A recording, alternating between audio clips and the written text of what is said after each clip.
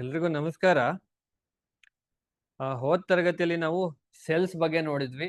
ಜೀವಕೋಶ ಅಂತ ಏನ್ ಹೇಳ್ತೀವಿ, ಜೀವಕೋಶ ಅಥವಾ ಸೆಲ್ ಅಂತ ಹೇಳ್ತೀವಲ್ವಾ? ಸೆಲ್ ಬಗ್ಗೆ ನೋಡಿದ್ವಿ. ಇವತ್ತಿನ ತರಗತಿಯಲ್ಲಿ ಆ ಸೆಲ್‌ದು ಮುಂದುವರಿದ ಭಾಗ ಅಂತ ಏನ್ ಹೇಳ್ತೀವಿ, ಟಿಶ್ಯೂಸ್ ಅಂತ ಹೇಳ್ತೀವಿ ಅಥವಾ ಕನ್ನಡದಲ್ಲಿ ಅಂಗಾಂಶ ಅಂತ ಹೇಳ್ತೀವಿ. ಆ ಅಂಗಾಂಶದ ಬಗ್ಗೆ ಇವತ್ತಿನ ತರಗತಿಯಲ್ಲಿ ತಿಳ್ಕೊಳ್ಳೋಣ. ಇದರಲ್ಲಿ ಸಸ್ಯ ಅಂಗಾಂಶ, ಪ್ರಾಣಿ ಅಂಗಾಂಶ ಎಲ್ಲವೂ ಬರ್ತವೆ. ಸ್ವಲ್ಪ ಸ್ಪೀಡಾಗಿ ಹೋಗ್ತೀನಿ. ನೀವು ಸ್ವಲ್ಪ ಕ್ಯಾಚ್ ಮಾಡ್ಕೊಳ್ಳಿ. ಓಕೆನಾ? ಓಕೆ. ಏನು ಟಿಶ್ಯೂಸ್ ಅಂದ್ರೆ ಅಂತ ನೋಡೋದಾದ್ರೆ, tissue is a group of cell. ನಾವು ನಿನ್ನೆ ನೋಡಿದ್ವಿ, ಸೆಲ್ ಬಗ್ಗೆ ಎಲ್ಲ ತಿಳ್ಕೊಂಡಿದೀವಿ ಅಲ್ವಾ? ನಿನ್ನೆ ಸೆಲ್ ಬಗ್ಗೆ ತಿಳ್ಕೊಂಡಿದೀವಿ. It is a basic unit of a life ಅಂತ ಹೇಳ್ತೀವಿ ಅಲ್ವಾ? ಈ ಸೆಲ್ ನ ನಾವು basic unit of a life ಅಂತ ಹೇಳ್ತೀವಿ. ಬಿಕಾಸ್ ಆ ಸೆಲ್ ಇಲ್ಲ ಅಂದ್ರೆ ಯಾವುದೇ ಲೈಫ್ ಆಗ್ಲಿಕ್ಕೆ ಸಾಧ್ಯ ಇಲ್ಲ, ಅಥವಾ ಯಾವುದೇ ಒಂದು ಆರ್ಗನಿಸಮ್ ಆಗ್ಲಿಕ್ಕೆ ಸಾಧ್ಯ ಇಲ್ಲ ಅಲ್ವಾ? ಅದೇ ರೀತಿ ಇಲ್ಲಿ ಟಿಶ್ಯೂ ಅಂದ್ರೆ ಏನಪ್ಪಾ ಅಂದ್ರೆ, tissue is a group of cell. Group of cell ಅಂದ್ರೆ ಈಗ ಇದೊಂದು ಸೆಲ್ಲು, ಇದೊಂದು ಸೆಲ್ಲು, ಇದೊಂದು ಸೆಲ್ಲು, ಈ ರೀತಿ ಒಂದು ಗ್ರೂಪ್, ಈ ರೀತಿ ಒಂದು ಗ್ರೂಪ್ ಆಫ್ ಸೆಲ್ಗೆ ನಾವು ಏನಂತ ಕರಿತೀವಿ? ಟಿಶ್ಯೂಸ್ ಅಂತ ಕರಿತೀವಂತೆ. Okay, tissue is a group of cell that possess a similar structure. ಏನ್ ಸಿಮಿಲರ್ ಸ್ಟ್ರಕ್ಚರ್ ಅಂದ್ರೆ, structure should be a same, ಅಂದ್ರೆ ಒಂದೇ ರೀತಿ ಇರ್ತಕ್ಕಂತಹ ಸೆಲ್ಗಳು ಸೇರಿ ಆಗ್ತಕ್ಕಂಥದ್ದು ಟಿಶ್ಯೂ. ಓಕೆನಾ? And perform a specific function, ಅಂದ್ರೆ ಒಂದು ಯಾವ್ದಾದ್ರು ಒಂದು ಫಂಕ್ಷನ್ ನ ಇದು ಪರ್ಫಾರ್ಮ್ ಮಾಡಬೇಕು. ಫಾರ್ ಎಕ್ಸಾಂಪಲ್, ಝೈಲಮ್ ಇದೆ ಅಲ್ವಾ?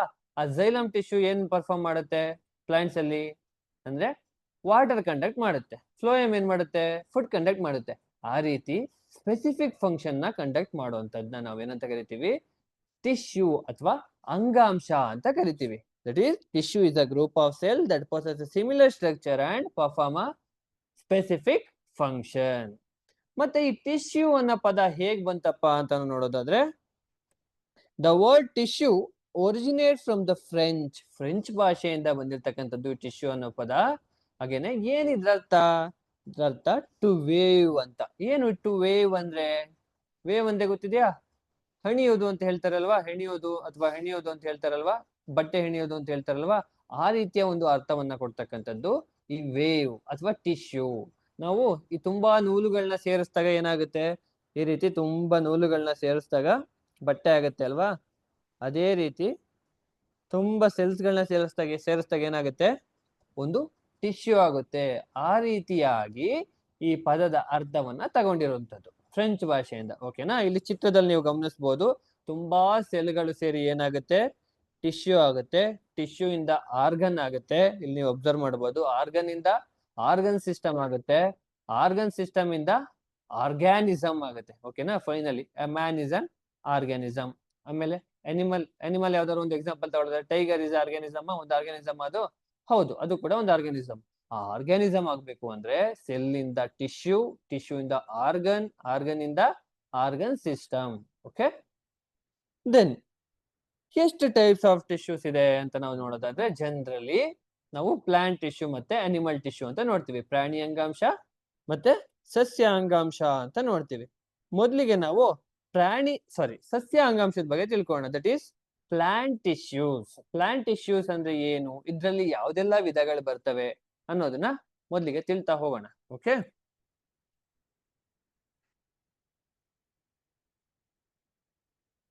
Generally plant tissues are classified into 2 types. ನಾವು ಸಾಮಾನ್ಯವಾಗಿ ಈ ಸಸ್ಯ ಅಂಗಾಂಶಗಳನ್ನ 2 ರೀತಿಯಾಗಿ ವಿಂಗಡಣೆ ಮಾಡ್ತೀವಿ. ಓಕೆನಾ? ಯಾವ್ದ್ಯಾವ್ದು ಅಂತ ನೋಡೋದಾದ್ರೆ, ನಾವು ಒಂದು meristematic tissue and another one is permanent tissue. ಏನ್ ಹೇಳ್ತೀವಿ ನಾವು ಕನ್ನಡದಲ್ಲಿ? ಮೆರಿಸ್ಟಮ್ಯಾಟಿಕ್ ಟಿಶ್ಯೂಗೆ ವರ್ಧನ ಅಂಗಾಂಶ ಅಂತ ಹೇಳ್ತೀವಿ. ಪರ್ಮನೆಂಟ್ ಟಿಶ್ಯೂಗೆ ಶಾಶ್ವತ ಅಂಗಾಂಶ ಅಂತ ಹೇಳ್ತೀವಿ. ಓಕೆನಾ? ಏನ್ ಮೆರಿಸ್ಟಮ್ಯಾಟಿಕ್ ಟಿಶ್ಯೂ ಅಂದ್ರೆ, ಸಿಂಪಲ್ ಆಗಿ ಅರ್ಥ ಮಾಡ್ಕೋಬೇಕು ಅಂದ್ರೆ, ಆ ಗಿಡ ಹುಟ್ಟುತ್ತೆ ಅಲ್ವಾ ಸ್ಟಾರ್ಟಿಂಗು, ಆ ಹುಟ್ಟಿದಾಗ ಚಿಗುರು ಬರೋದಿರ್ಬೋದು, ಬೇರ್ ಬರೋದಿರ್ಬೋದು, ಅವೆಲ್ಲವೂ ಕೂಡ ಮೆರಿಸ್ಟಮ್ಯಾಟಿಕ್ ಟಿಶ್ಯೂನೇ. ಅದಾದ ನಂತರ ಅದು ಡೆವಲಪ್ ಆಗಿ ಅದರಲ್ಲಿ ಝೈಲಮ್, ಫ್ಲೋಯಮ್ ಎಲ್ಲ ಡೆವಲಪ್ ಆಗುತ್ತಲ್ವಾ, ಅದು ಪರ್ಮನೆಂಟ್ ಟಿಶ್ಯೂ. ಓಕೆ, ಏನು ಮೆರಿಸ್ಟಮ್ಯಾಟಿಕ್ ಟಿಶ್ಯೂ ಅಥವಾ ವರ್ಧನ ಅಂಗಾಂಶ ಅಂದ್ರೆ ಏನು ಅಂತ ನೋಡೋಣ. Meristematic tissue is responsible for the primary growth. ನಾನು ಈಗಾಗಲೇ ಹೇಳ್ದೆ ಅಲ್ವಾ, ಸಸ್ಯ ಹುಟ್ಟಿದಾಗ ಏನ್ ಚಿಗುರು ಬರುತ್ತೆ ಅಲ್ವಾ, ಆ ರೀತಿ ಚಿಗುರು ಬರುವಾಗ ಎಲ್ಲ ಇರ್ತವೆ ಅಲ್ವಾ, ಅವೆಲ್ಲವೂ ಕೂಡ meristematic tissue. It is responsible for primary growth in plant are located only in certain part. ಅಂದ್ರೆ ಕೆಲವು ಪಾರ್ಟ್ ಅಲ್ಲಿ ಮಾತ್ರ ಈ ಮೆರಿಸ್ಟಮ್ಯಾಟಿಕ್ ಟಿಶ್ಯೂ ಇರುತ್ತೆ. For example tip of the root ಇರ್ಬೋದು, ಅದಾದ ನಂತರ ನೋಡ್ಸ್ ಅಲ್ಲಿ ಇರ್ಬೋದು, ಇಂಟರ್ ನೋಡ್ಸ್ ಅಲ್ಲಿ ಇರ್ಬೋದು, ಆ ಗರ್ತ್ ನ ಡೆವಲಪ್ ಮಾಡೋದ್ರಲ್ಲಿ ಇರ್ಬೋದು, ಈ ಮೆರಿಸ್ಟಮ್ಯಾಟಿಕ್ ಟಿಶ್ಯೂ ಹೆಲ್ಪ್ ಮಾಡುತ್ತೆ. ಪರ್ಮನೆಂಟ್ ಟಿಶ್ಯೂ ಕೆಲಸ ಏನು? ಈ ಮೆರಿಸ್ಟಮ್ಯಾಟಿಕ್ ಟಿಶ್ಯೂಗಳೇ ಮುಂದೆ ಪರ್ಮನೆಂಟ್ ಟಿಶ್ಯೂ ಆಗಿ ಕನ್ವರ್ಟ್ ಆಗ್ತವೆ. ಈ ಪರ್ಮನೆಂಟ್ ಟಿಶ್ಯೂನ ಮೆರಿಸ್ಟಮ್ಯಾಟಿಕ್ ಟಿಶ್ಯೂ ಆದ್ಮೇಲೆ ನಾವು ಮುಂದೆ ತಿಳ್ಕೊಳ್ಳೋಣ. ಎರಡನ್ನೂ ಈಗಲೇ ನೋಡಿದ್ರೆ ಕನ್ಫ್ಯೂಸ್ ಆಗುತ್ತೆ. ಓಕೆ, ಮೆರಿಸ್ಟಮ್ಯಾಟಿಕ್ ಟಿಶ್ಯೂ ಅಥವಾ ವರ್ಧನ ಅಂಗಾಂಶ ಅಂತ ಏನ್ ಹೇಳ್ತೀವಿ, ಅದರಲ್ಲಿ ಹೇಗಿರುತ್ತೆ ಅಂತ ನೋಡೋದಾದ್ರೆ ಮೇನ್ ಆಗಿ 3 ಪಾರ್ಟ್ಸ್ ಬರುತ್ತೆ ಇದರಲ್ಲಿ. ಒಂದು ಎಪಿಕಲ್ ಮೆರಿಸ್ಟಮ್, ಎರಡು ಇಂಟರ್ ಕ್ಯಾಲರಿ ಮೆರಿಸ್ಟಮ್, ಇನ್ನೊಂದು ಲ್ಯಾಟ್ರಲ್ ಮೆರಿಸ್ಟಮ್. ಎಪಿಕಲ್ ಮೆರಿಸ್ಟಮ್ಗೆ ನಾವು ಕನ್ನಡದಲ್ಲಿ ತುದಿ ವರ್ಧನ ಅಂಗಾಂಶ ಅಂತ ಹೇಳ್ತೀವಿ. ಇಂಟರ್ ಕ್ಯಾಲರಿ ಮೆರಿಸ್ಟಮ್ಗೆ ಅಂತರಗೆಣ್ಣು ವರ್ಧನ ಅಂಗಾಂಶ ಅಂತ ಹೇಳ್ತೀವಿ. ದೆನ್ ಲ್ಯಾಟ್ರಲ್ ಮೆರಿಸ್ಟಮ್ಗೆ ಪಾರ್ಶ್ವವರ್ಧನ ಅಂಗಾಂಶ ಅಂತ ಹೇಳ್ತೀವಿ ಕನ್ನಡದಲ್ಲಿ. ಓಕೆನಾ? ಇವೆಲ್ಲ ಎಲ್ಲಿ ಲೊಕೇಟ್ ಆಗಿರುತ್ತೆ ಅಂತ ನಾವು ನೋಡೋದಾದ್ರೆ, ಎಪಿಕಲ್ ಮೆರಿಸ್ಟಮ್ ಅನ್ನೋದು ಈ ಶೂಟ್ ಇದೆ ಅಲ್ವಾ, ಟಿಪ್ ಇದೆ ಅಲ್ವಾ, ಆ ಟಿಪ್ ಅಲ್ಲಿ ಮತ್ತೆ ರೂಟ್ದು ಎಂಡ್ ಅಲ್ಲಿ ಪ್ರೆಸೆಂಟ್ ಇರುತ್ತೆ ಎಪಿಕಲ್ ಮೆರಿಸ್ಟಮ್. ಅದಾದ ನಂತರ ಇಂಟರ್ ಕ್ಯಾಲರಿ ಮೆರಿಸ್ಟಮ್ ಎಲ್ಲಿರುತ್ತೆ? ಇಂಟರ್ ನೋಡ್ಸ್ ಇರ್ತವಲ್ವಾ, ಆ ಇಂಟರ್ ನೋಡ್ಸ್ ಎಲ್ಲಿರ್ತಾವೋ ಆ ಇಂಟರ್ ನೋಡ್ಸ್ ಹತ್ರ ಪ್ರೆಸೆಂಟ್ ಇರುತ್ತೆ. ಅದಾದ ನಂತರ ಲ್ಯಾಟ್ರಲ್ ಮೆರಿಸ್ಟಮ್, ಒಂದು ಸಸ್ಯ ಇದೆ ಅಂದ್ರೆ ಅದ್ರದ್ದು ಗರ್ತ್ ಇರುತ್ತೆ ಅಲ್ವಾ, ಅದ್ರದ್ದು ಅಗಲ ಇರುತ್ತೆ ಅಲ್ವಾ, ಸುತ್ತಾಡುತ್ತೆ, ಅದನ್ನ ಇನ್ಕ್ರೀಸ್ ಮಾಡೋದಕ್ಕೆ ಹೆಲ್ಪ್ ಮಾಡೋದು ಯಾವುದು? ಲ್ಯಾಟ್ರಲ್ ಮೆರಿಸ್ಟಮ್ ಅಥವಾ ಪಾರ್ಶ್ವವರ್ಧನ ಅಂಗಾಂಶ. ಓಕೆ, ಒನ್ ಬೈ ಒನ್ ಇದ್ರ ಬಗ್ಗೆ ಸ್ಟಡಿ ಮಾಡ್ತಾ ಹೋಗೋಣ. ಓಕೆ, ಮೊದಲಿಗೆ ಎಪಿಕಲ್ ಮೆರಿಸ್ಟಮ್. ಎಪಿಕಲ್ ಮೆರಿಸ್ಟಮ್ ನ ನಾವಿಲ್ಲಿ ನೋಟಿಸ್ ಮಾಡಬಹುದಾ? ಈ ಚಿತ್ರದಲ್ಲಿ ಈ ರೆಡ್ ಕಲರ್ ಅಲ್ಲಿ ಮಾರ್ಕ್ ಮಾಡಿದೀನಿ ನೋಡಿ, ಈ ರೀತಿ ತುದಿಯಲ್ಲಿ ಇರುತ್ತೆ. Okay, apical meristem is present at the growing tip of roots and shoots and branches. ಈ ರೀತಿ ಬ್ರಾಂಚಸ್ ಟಿಪ್ ಅಲ್ಲಿ ಇರ್ಬೋದು, ರೂಟ್ ಟಿಪ್ಸ್ ಅಲ್ಲಿ ಇರ್ಬೋದು, ಅಥವಾ ಶೂಟ್ ಟಿಪ್ಸ್ ಅಲ್ಲಿ ಇರ್ಬೋದು, ಈ ಎಪಿಕಲ್ ಮೆರಿಸ್ಟಮ್ ಪ್ರೆಸೆಂಟ್ ಇರುತ್ತೆ. Okay, then they help in linear growth of a plant part, that is increase the length of a plant. Linear growth ಅಂದ್ರೆ ಅದ್ರದ್ದು ಹೈಟ್ ಇನ್ಕ್ರೀಸ್ ಮಾಡ್ಲಿಕ್ಕೆ ಹೆಲ್ಪ್ ಮಾಡೋದು ಯಾವುದು? Apical meristem. ಓಕೆ, ಅಥವಾ ತುದಿ ವರ್ಧನ ಅಂಗಾಂಶ ಅಂತ ಹೇಳ್ತೀವಿ ನಾವು ಕನ್ನಡದಲ್ಲಿ. Then this tissue helps to vertical growth of a plant. Vertically, horizontally ಅಂದ್ರೆ ಗೊತ್ತಾಗುತ್ತಲ್ವಾ? ವರ್ಟಿಕಲಿ ಅಂದ್ರೆ ಉದ್ದ, ಪ್ಲಾಂಟ್ಸ್ ಗಳು ಬೆಳಿತಾವಲ್ವಾ, ಆ ರೀತಿ ಬೆಳೆಯೋದಕ್ಕೆ ಹೆಲ್ಪ್ ಮಾಡೋದಕ್ಕೆ ನಾವು ವರ್ಟಿಕಲ್ ಗ್ರೋತ್ ಅಂತ ಹೇಳ್ತೀವಿ. ಅಗಲ ಆಗೋಕೆ ಸಹಾಯ ಮಾಡೋದು ಅದು ಬೇರೆ, ಅದು ಲ್ಯಾಟ್ರಲ್ ಮೆರಿಸ್ಟಮ್. ಅದನ್ನ ನಾವು ಮುಂದೆ ನೋಡೋಣ. ಓಕೆ, ಪ್ಲಾಂಟ್ಸ್ ಹೈಟ್ ಆಗ್ತಾ ಇದಾವೆ, ಉದ್ದ ಬೆಳೀತಾ ಇದಾವೆ ಅಂತ ಅಂದ್ರೆ ಅದಕ್ಕೆ ಕಾರಣ ಎಪಿಕಲ್ ಮೆರಿಸ್ಟಮ್. ಓಕೆ, ಎಕ್ಸಾಂಪಲ್ ಯಾವ್ಯಾವ ಎಪಿಕಲ್ ಮೆರಿಸ್ಟಮ್ಗೆ? ರೂಟ್ ಎಪಿಕಲ್ ಮೆರಿಸ್ಟಮ್ ಒಂದು ಎಕ್ಸಾಂಪಲ್, ಅದಾದ ನಂತರ ಶೂಟ್ ಎಪಿಕಲ್ ಮೆರಿಸ್ಟಮ್ ಒಂದು ಎಕ್ಸಾಂಪಲ್. ಇದು ಶೂಟ್ ಎಪಿಕಲ್, ಇದು ರೂಟ್ ಎಪಿಕಲ್ ಮೆರಿಸ್ಟಮ್, ರೂಟ್, ಇದು ಶೂಟ್ ಎಪಿಕಲ್ ಮೆರಿಸ್ಟಮ್, ಇದು ಶೂಟ್. ಓಕೆ, ಇದು ಎಪಿಕಲ್ ಮೆರಿಸ್ಟಮ್ ಬಗ್ಗೆ ಆಯ್ತು, ಅಂದ್ರೆ ತುದಿ ವರ್ಧನ ಅಂಗಾಂಶದ ಬಗ್ಗೆ ಆಯ್ತು. Then intercalary meristem. ಏನ್ ಇಂಟರ್ ಕ್ಯಾಲರಿ ಮೆರಿಸ್ಟಮ್ ಅಂದ್ರೆ? ಇಲ್ಲಿ ನೋಡಿ, ಇಂಟರ್ ನೋಡ್ಸ್ ಅಲ್ಲಿ ಪ್ರೆಸೆಂಟ್ ಇದೆ. ಇಲ್ಲಿ ನೀವು ಅಬ್ಸರ್ವ್ ಮಾಡಬಹುದು, ಬ್ಲೂ ಕಲರ್ ಇದೆ ಅಲ್ವಾ, ಆ ಬ್ಲೂ ಕಲರ್ ಇರ್ತಕ್ಕಂಥದ್ದು inter calorie meristem. Inter calorie meristem presented above the ನೋಡ್. ಎಬೋ, ಇಲ್ಲಿ ನೋಡ್ ಇದೆ ಅಲ್ವಾ, ಈ ನೋಡಿಂದ ಎಬೋ ಮೇಲಿರ್ಬೋದು ಅಥವಾ ಬಿಲೋ ದ ನೋಡ್ ಇರ್ಬೋದು. ಓಕೆ, ಎಬೋ ದ ನೋಡ್ ಅಂದ್ರೆ ಯಾವ್ದ್ರಲ್ಲಿ ಇರುತ್ತೆ? ಗ್ರಾಸ್, ಹುಲ್ಲಿರುತ್ತೆ ಅಲ್ವಾ, ಆ ಹುಲ್ಲಲ್ಲಿ ಎಬೋ ದ ನೋಡ್ಸ್ ಇರುತ್ತೆ. ಹಾಗೇನೆ ಬಿಲೋ ದ ನೋಡ್ಸ್ ಯಾವ್ದ್ರಲ್ಲಿ ಇರುತ್ತೆ? ಮಿಂಟ್ ಪ್ಲಾಂಟ್ ಅಂತ ಹೇಳ್ತೀವಲ್ವಾ, ಆ ಮಿಂಟ್ ಪ್ಲಾಂಟ್ ಏನಿದೆಯೋ ಅದರಲ್ಲಿ ಬಿಲೋ ದ ನೋಡ್ಸ್ ಇರುತ್ತೆ. Okay, then below the notes ಅಂದ್ರೆ ಈ ನೋಟ್ಸ್ ಇಂದ ಕೆಳಗಡೆ, ಅಬೌವ್ ದ ನೋಟ್ಸ್ ಅಂದ್ರೆ ನೋಟ್ಸ್ ಗಳಿಂದ ಮೇಲ್ಗಡೆ. Okay, this meristem helps in regrowth of a plant body. ಯಾವಾಗ್ಲಾದ್ರೂ ಪ್ಲಾಂಟ್ಸ್ ಗೆ ಏನಾದ್ರೂ ಡ್ಯಾಮೇಜ್ ಆಗುತ್ತೆ ಅಥವಾ ನಾವು ಕಟ್ ಮಾಡ್ತೀವಿ, ಅವಾಗ ಚಿಗುರು ಬರುತ್ತೆ ಅಲ್ವಾ, ಬಡ್ಸ್, ಹೊಸದಾಗಿ ಬಡ್ಸ್ ಗಳು ಬರ್ತವೆ ಅಲ್ವಾ, ಆ ಬಡ್ಸ್ ಬರೋದಕ್ಕೆ ಕಾರಣ ಯಾವ್ದಪ್ಪ ಅಂದ್ರೆ ಇಂಟರ್ ಕ್ಯಾಲರಿ ಮೆರಿಸ್ಟಮ್. ಓಕೆ, ಅಂತರಗೆಣ್ಣು ವರ್ಧನ ಅಂಗಾಂಶ ಕಾರಣ. ಇದಿಷ್ಟು ಇಂಟರ್ ಕ್ಯಾಲರಿ ಮೆರಿಸ್ಟಮ್ ಬಗ್ಗೆ ಆಯ್ತು. ಇನ್ನು ನೆಕ್ಸ್ಟ್ ಲ್ಯಾಟ್ರಲ್ ಮೆರಿಸ್ಟಮ್ ಅಂತ ಒಂದಿದೆ. ಈ ಲ್ಯಾಟ್ರಲ್ ಮೆರಿಸ್ಟಮ್ ಇಲ್ಲಿ ನೀವು ಅಬ್ಸರ್ವ್ ಮಾಡಬಹುದು, ಯೆಲ್ಲೋ ಕಲರ್ ಅಲ್ಲಿ ತೋರಿಸಿದ್ದಾರೆ. ಈ ಸುತ್ತಳತೆ ಏನಿದೆಯೋ ಇದ್ರದ್ದು ಪ್ಲಾಂಟ್ ಆ ಗರ್ತ್ ನ ಇನ್ಕ್ರೀಸ್ ಮಾಡಕ್ಕೆ ಹೆಲ್ಪ್ ಮಾಡೋದು ಯಾವುದು? ಈ lateral meristem. Okay, lateral meristem present on the lateral side of both stem and root. ಈ ಲ್ಯಾಟರಲ್ ಸೈಡ್ ಅಂದ್ರೆ ಇಲ್ಲೂ ಈ ರೂಟ್ ಕೂಡ ದಪ್ಪ ಆಗುತ್ತೆ ಅಲ್ವಾ, ಆ ರೂಟ್ ಕೂಡ ದಪ್ಪ ಆಗ್ಲಿಕ್ಕೆ ಸಹಾಯ ಮಾಡುತ್ತೆ, ಶೂಟ್ ಕೂಡ ದಪ್ಪ ಆಗ್ಲಿಕ್ಕೆ ಸಹಾಯ ಮಾಡುತ್ತೆ. And they are responsible for the width or girth of a root and stem ಅಲ್ವಾ. ಅದ್ರದ್ದು ವಿಡ್ತ್ ಏನು ಹೇಳ್ತೀವೋ, ಆ ವಿಡ್ತ್ ಅಥವಾ ಗರ್ತ್ ಅಂತ ಹೇಳ್ತೀವಲ್ವಾ, ಒಂದು ಮರ ದಪ್ಪ ಆಗೋದು ಅಥವಾ ಅದ್ರ ಸುತ್ತಳತೆಗೆ, ಅದು ದಪ್ಪ ಆಗ್ಲಿಕ್ಕೆ ಅಥವಾ ಅದು ಗರ್ತ್ ಮತ್ತೆ ವಿಡ್ತ್ಗೆ ಇದು ರೆಸ್ಪಾನ್ಸಿಬಲ್ ಆಗಿರುತ್ತೆ. ಓಕೆನಾ. Then vascular cambium and car cambium are the two types of lateral meristem.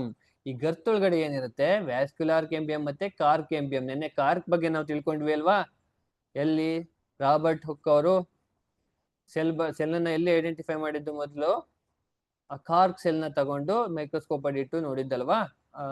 ಒಂದು ಬಾರ್ಕದು ಕೊನೆಯ ಪಾರ್ಟ್, ಔಟರ್ ಮೋಸ್ಟ್ ಲೇಯರ್ ಏನಿರುತ್ತೋ ಅದನ್ನ ನಾವು ಕಾರ್ಕ್ ಅಂತ ಹೇಳ್ತೀವಿ. ಆ ಕಾರ್ ಕೇಂಬಿಯಂ ಮತ್ತೆ ವ್ಯಾಸ್ಕ್ಯುಲಾರ್ ಕೇಂಬಿಯಂ ಇದರಲ್ಲಿ ಬರ್ತಕ್ಕಂಥ ಎರಡು ಟೈಪ್ಸ್ ಲ್ಯಾಟ್ರಲ್ ಮೆರಿಸ್ಟಮ್ ಅಲ್ಲಿ. ಓಕೆನಾ. ಈ ಲ್ಯಾಟ್ರಲ್ ಮೆರಿಸ್ಟಮ್ ಕನ್ನಡದಲ್ಲಿ ಹೇಳ್ತೀವಿ ಪಾರ್ಶ್ವವರ್ಧನ ಅಂಗಾಂಶ ಅಂತ ಹೇಳ್ತೀವಿ.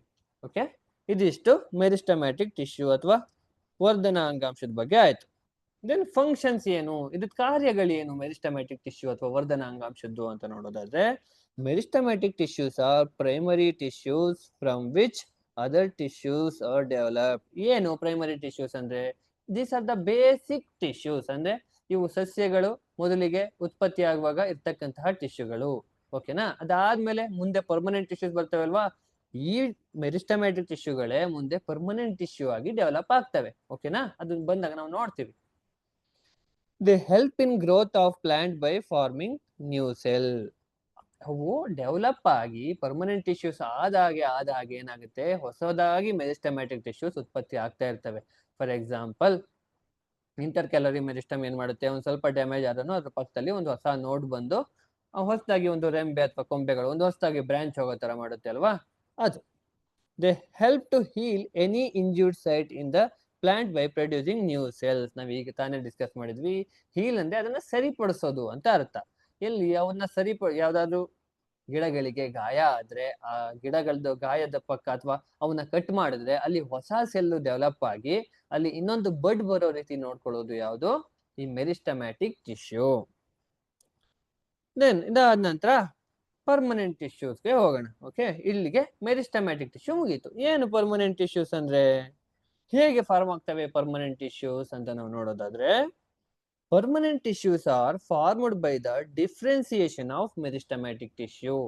ಆ ವರ್ಧನ ಅಂಗಾಂಶ ಅಂತ ಕೇಳಿದ್ವಿ ಅಲ್ವಾ, ಅದರದ್ದು ಡಿಫ್ರೆನ್ಸಿಯೇಷನ್ ಆಗಿ ಏನಾಗುತ್ತೆ, ಈ ಪರ್ಮನೆಂಟ್ ಟಿಶ್ಯೂಸ್ ಫಾರ್ಮ್ ಆಗುತ್ತೆ ಅಂತ. ಹಾಗಾದ್ರೆ ಡಿಫ್ರೆನ್ಸಿಯೇಷನ್ ಅಂದ್ರೆ ಏನು ಬಯಾಲಜಿಯಲ್ಲಿ? ಅನ್ಸ್ಪೆಷಲೈಸ್ಡ್ ಸೆಲ್ಸ್ ಅಂದ್ರೆ ಅನ್ಸ್ಪೆಷಲೈಸ್ಡ್, ಇದೇ ಕಾರ್ಯಕ್ಕೆ ಅಂತ ನಿಯೋಜನೆ ಆಗಿರಲ್ವಾ ಅಂತಹ ಸೆಲ್ಸ್ಗಳು ಸ್ಪೆಷಲೈಸ್ಡ್ ಸೆಲ್ಸ್ ಆಗಿ ಬದಲಾವಣೆ ಆದ್ರೆ ಅದಕ್ಕೆ ನಾವೇನಂತ ಕರಿತೀವಿ, ಪರ್ಮನೆಂಟ್ ಟಿಶ್ಯೂಸ್ ಅಂತ ಕರಿತೀವಿ. ಓಕೆ, ಶಾಶ್ವತ ಅಂಗಾಂಶ ಅಂತ ಕರಿತೀವಿ. ಏನ್ ಡಿಫ್ರೆನ್ಸಿಯೇಷನ್ ಅಂದ್ರೆ, ಈಗ ನಾನು ಹೇಳ್ದೆ, ಇನ್ನೊಂದ್ಸಲ ನೋಡೋಣ. The process of in which unspecialized cells become specialized cell. ಯಾವುದೇ ಸ್ಪೆಷಲೈಸೇಷನ್ ಇಲ್ಲದೆ ಇರ್ತಕ್ಕಂತಹ ಸೆಲ್ಗಳು ಸ್ಪೆಷಲೈಸ್ಡ್ ಸೆಲ್ಸ್ ಆಗಿ ಡೆವಲಪ್ ಆದ್ರೆ ಅದನ್ನ ನಾವು ಡಿಫ್ರೆನ್ಸಿಯೇಷನ್ ಅಂತ ಕರಿತೀವಿ. ಓಕೆ,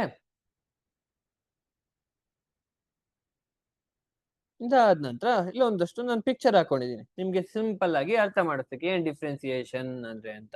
ಓಕೆ, ಇಲ್ಲಿ ಒಂದು ಚಿತ್ರ ಎ ಅಲ್ಲಿ ಗ್ರೂಪ್ ಆಫ್ ಮೆಡಿಕಲ್ ಸ್ಟೂಡೆಂಟ್ಸ್ ಇದ್ದಾರೆ, ಚಿತ್ರ ಬಿ ಅಲ್ಲಿ ನಾನು ಮಾಮೂಲಿ ನಮ್ಮ ಟಿಶ್ಯೂಸ್ ಅಥವಾ ಅಂಗಾಂಶ ಏನಿದೆಯೋ ಅದನ್ನ ಹಾಕೊಂಡಿದ್ದೀನಿ. ಇಲ್ಲಿ ಗ್ರೂಪ್ ಆಫ್ ಮೆಡಿಕಲ್ ಸ್ಟೂಡೆಂಟ್ಸ್ ಇದ್ದಾರೆ ಅಲ್ವಾ, ಎಲ್ಲ ಕೋಟ್ ಹಾಕೊಂಡು ನಿಂತಿದ್ದಾರೆ ಡಾಕ್ಟರ್ಗಳು ಅಲ್ವಾ. ಅವರು ಡಾಕ್ಟರ್ ಅಲ್ಲ, ಡಾಕ್ಟರ್ ಆಗ್ಲಿಕ್ಕೆ ಓದ್ತಾ ಇರುವಂತಹ ಸ್ಟೂಡೆಂಟ್ಸ್. ಅಲ್ಲಿ ಓದುವಾಗ ಮೊದ್ಲೇ ಏನು ಡಿಸೈಡ್ ಆಗಿರಲ್ಲ, ಇವನು ಫಿಸಿಷಿಯನ್ ಅಥವಾ ENT ಸ್ಪೆಷಲಿಸ್ಟ್ ಅಥವಾ ನ್ಯೂರಾಲಜಿಸ್ಟ್ ಅಥವಾ ಕಾರ್ಡಿಯಾಲಜಿಸ್ಟ್ ಅಥವಾ ಹೃದಯಕ್ಕೆ ಸಂಬಂಧಪಟ್ಟಂತಹ ಡಾಕ್ಟರ್ ಅಥವಾ ಹಲ್ಲಿಗೆ ಸಂಬಂಧಪಟ್ಟಂತಹ ಡಾಕ್ಟರ್ ಅಥವಾ ಕಣ್ಣಿಗೆ ಸಂಬಂಧಪಟ್ಟಂತಹ ಡಾಕ್ಟರ್ ಅಂತ ಡಿಸೈಡ್ ಆಗಿರಲ್ಲ ಅಲ್ವಾ. ಅಲ್ಲಿ ಸ್ಪೆಷಲೈಸೇಷನ್ ಇರಲ್ಲ, ಅನ್ಸ್ಪೆಷಲೈಸ್ಡ್ ಅಲ್ವಾ. ಅಂತಹ ಅನ್ಸ್ಪೆಷಲೈಸ್ಡ್ ಸೆಲ್ಸ್ ಇರೋದು ಯಾವುದು ಇಲ್ಲಿ ನಮ್ಮಲ್ಲಿ, ಮೆರಿಸ್ಟಮ್ಯಾಟಿಕ್ ಟಿಶ್ಯೂ. ಫಾರ್ ಎಕ್ಸಾಂಪಲ್ ಇದು. Okay, meristematic tissue. ಆ ಮೆರಿಸ್ಟಮ್ಯಾಟಿಕ್ ಟಿಶ್ಯೂ ಡೆವಲಪ್ ಆಗಿ ಏನಾಗುತ್ತೆ, ಸ್ಪೆಷಲೈಸೇಷನ್ ಆಗುತ್ತೆ ಅಲ್ವಾ. ಆಗ ಸ್ಪೆಷಲೈಸೇಷನ್ ಆದಾಗ ಏನಾಗುತ್ತೆ, ಇನ್ನೊಂದು ಸ್ಪೆಷಲೈಸ್ಡ್ ಟಿಶ್ಯೂ ಬರ್ತವೆ. ಯಾವ್ಯಾವು ಪರ್ಮನೆಂಟ್ ಟಿಶ್ಯೂಸ್, ಒಂದು ಪ್ಯಾರಂಕೈಮಾ ಇರ್ಬೋದು, ಸ್ಕ್ಲಿರಂಕೈಮಾ ಇರ್ಬೋದು, ಕೋಲಂಕೈಮಾ ಇರ್ಬೋದು, ಝೈಲಮ್, ಫ್ಲೋಯಮ್ ಅವೆಲ್ಲವೂ ಬರ್ತವೆ. ಯಾವ ತರ, ಈಗ ಗ್ರೂಪ್ ಆಫ್ ಮೆಡಿಕಲ್ ಸ್ಟೂಡೆಂಟ್ಸ್ ಇದ್ರು ಅಲ್ವಾ, ಅವರೆಲ್ಲ ಓದಿ MBBS ಮುಗಿಸಿ MD ಆದಾಗ ಏನಾಗ್ತಾರೆ, ಒಬ್ರು ENT ಸ್ಪೆಷಲಿಸ್ಟ್ ಆಗ್ಬೋದು, ಒಬ್ರು ಫಿಸಿಷಿಯನ್ ಆಗ್ಬೋದು, ಒಬ್ರು ಹಲ್ಲಿನ ಡಾಕ್ಟರ್ ಆಗ್ಬೋದು, ಒಬ್ರು ಕಣ್ಣಿನ ಡಾಕ್ಟರ್ ಆಗ್ಬೋದು, ಒಬ್ರು ಹೃದಯಕ್ಕೆ ಸಂಬಂಧಪಟ್ಟಂತಹ ಡಾಕ್ಟರ್ ಆಗ್ಬೋದು ಅಲ್ವಾ. ಅಲ್ಲಿ ಸ್ಪೆಷಲೈಸೇಷನ್ ಬಂತು. ಓಕೆನಾ. ನಿಮ್ಗೆ ಈ ಮೆಡಿಕಲ್ ಸ್ಟೂಡೆಂಟ್ಸ್ ಅರ್ಥ ಆಗ್ಲಿಲ್ಲ ಅಂದ್ರೆ ಮುಂದೆ ನೀವು 10th ಮಾಡ್ತೀರಿ ಅಲ್ವಾ, ಆ 10th ಹೋಗ್ತೀರಿ, SLC ಮುಗಿಸ್ತೀರಿ. ಆ SLC ಓದುವಾಗ ನೀವು ಯಾವುದೇ ಸ್ಪೆಷಲೈಸೇಷನ್ ಇರಲ್ಲ, ಎಲ್ಲರೂ ಕೂಡ ಒಂದೇ ಸಬ್ಜೆಕ್ಟ್ ಗಳನ್ನ ಓದ್ತೀರಿ ಒಂದು ಸ್ಕೂಲಲ್ಲಿ. ಅದಾದ ನಂತರ ಒಬ್ರು ಸೈನ್ಸ್ಗೆ ಹೋಗ್ತೀರಿ, ಒಬ್ರು ಆರ್ಟ್ಸ್ಗೆ ಹೋಗ್ತೀರಿ, ಒಬ್ರು ಕಾಮರ್ಸ್ಗೆ ಹೋಗ್ತೀರಿ, ಅಥವಾ ಒಬ್ರು ಡಿಪ್ಲೊಮಾ ಮಾಡ್ತೀರಿ, ಒಬ್ರು ITIಗೆ ಹೋಗ್ತೀರಿ ಅಲ್ವಾ. ಅಲ್ಲಿ ಸ್ಪೆಷಲೈಸೇಷನ್ ಬಂತಲ್ವಾ. ಅರ್ಥ ಆಗ್ತಿದೆ ಅಲ್ವಾ, ಏನು ಸ್ಪೆಷಲೈಸ್ಗೂ ಮತ್ತೆ ಅನ್ಸ್ಪೆಷಲೈಸೇಷನ್ಗೂ ಏನ್ ವ್ಯತ್ಯಾಸ ಅಂತ ಗೊತ್ತಾಗ್ತಿದೆ ಅಲ್ವಾ. ಓಕೆ, ಅದನ್ನೇ ಡಿಫ್ರೆನ್ಸಿಯೇಷನ್ ನಾನು ಇಲ್ಲಿ ಹೇಳಿದ್ದು. ಡಿಫ್ರೆನ್ಸಿಯೇಷನ್ ಇದ್ದ unspecialized cells become specialized cells. The process of young immature unspecialized cells taking up a permanent shapes and size and specific function is called differentiation. ಈಗ ನಾವು ವರ್ಧನಾ ಅಂಗಾಂಶದ ಬಗ್ಗೆ ನೋಡಿದ್ವಿ ಅಲ್ವಾ. ಆ ವರ್ಧನಾ ಅಂಗಾಂಶಗಳು ಮುಂದೆ ಪರ್ಮನೆಂಟ್ ಟಿಶ್ಯೂಸ್ ಆಗಿ ಕನ್ವರ್ಟ್ ಆಗ್ತವೆ ಅಲ್ವಾ, ಅದಕ್ಕೆ ನಾವು ಡಿಫ್ರೆನ್ಸಿಯೇಷನ್ ಅಂತ ಹೇಳ್ತಕ್ಕಂಥದ್ದು ಸಿಂಪಲ್ ಆಗಿ. ಓಕೆ, ಇವಾಗ ನಾವು ಪರ್ಮನೆಂಟ್ ಟಿಶ್ಯೂಸ್ ಬಗ್ಗೆ ನೋಡೋಣ. ಏನ್ ಪರ್ಮನೆಂಟ್ ಟಿಶ್ಯೂಸ್ ಅಂದ್ರೆ ಹೇಗಿರ್ತವೆ? The tissue that are completely grown. ಅಲ್ಲಿ ಕಂಪ್ಲೀಟ್ ಆಗಿ ಗ್ರೋನ್ ಆಗಿರ್ಲಿಲ್ಲ ಮೆರಿಸ್ಟಮ್ಯಾಟಿಕ್ ಟಿಶ್ಯೂಸ್ ಅಲ್ಲಿ ಅಲ್ವಾ. ಆ ಮೆರಿಸ್ಟಮ್ಯಾಟಿಕ್ ಟಿಶ್ಯೂಸ್ ಕಂಪ್ಲೀಟ್ ಆಗಿ ಗ್ರೋ ಆದ್ರೆ ಅದನ್ನ ನಾವೇನಂತ ಕರಿತೀವಿ?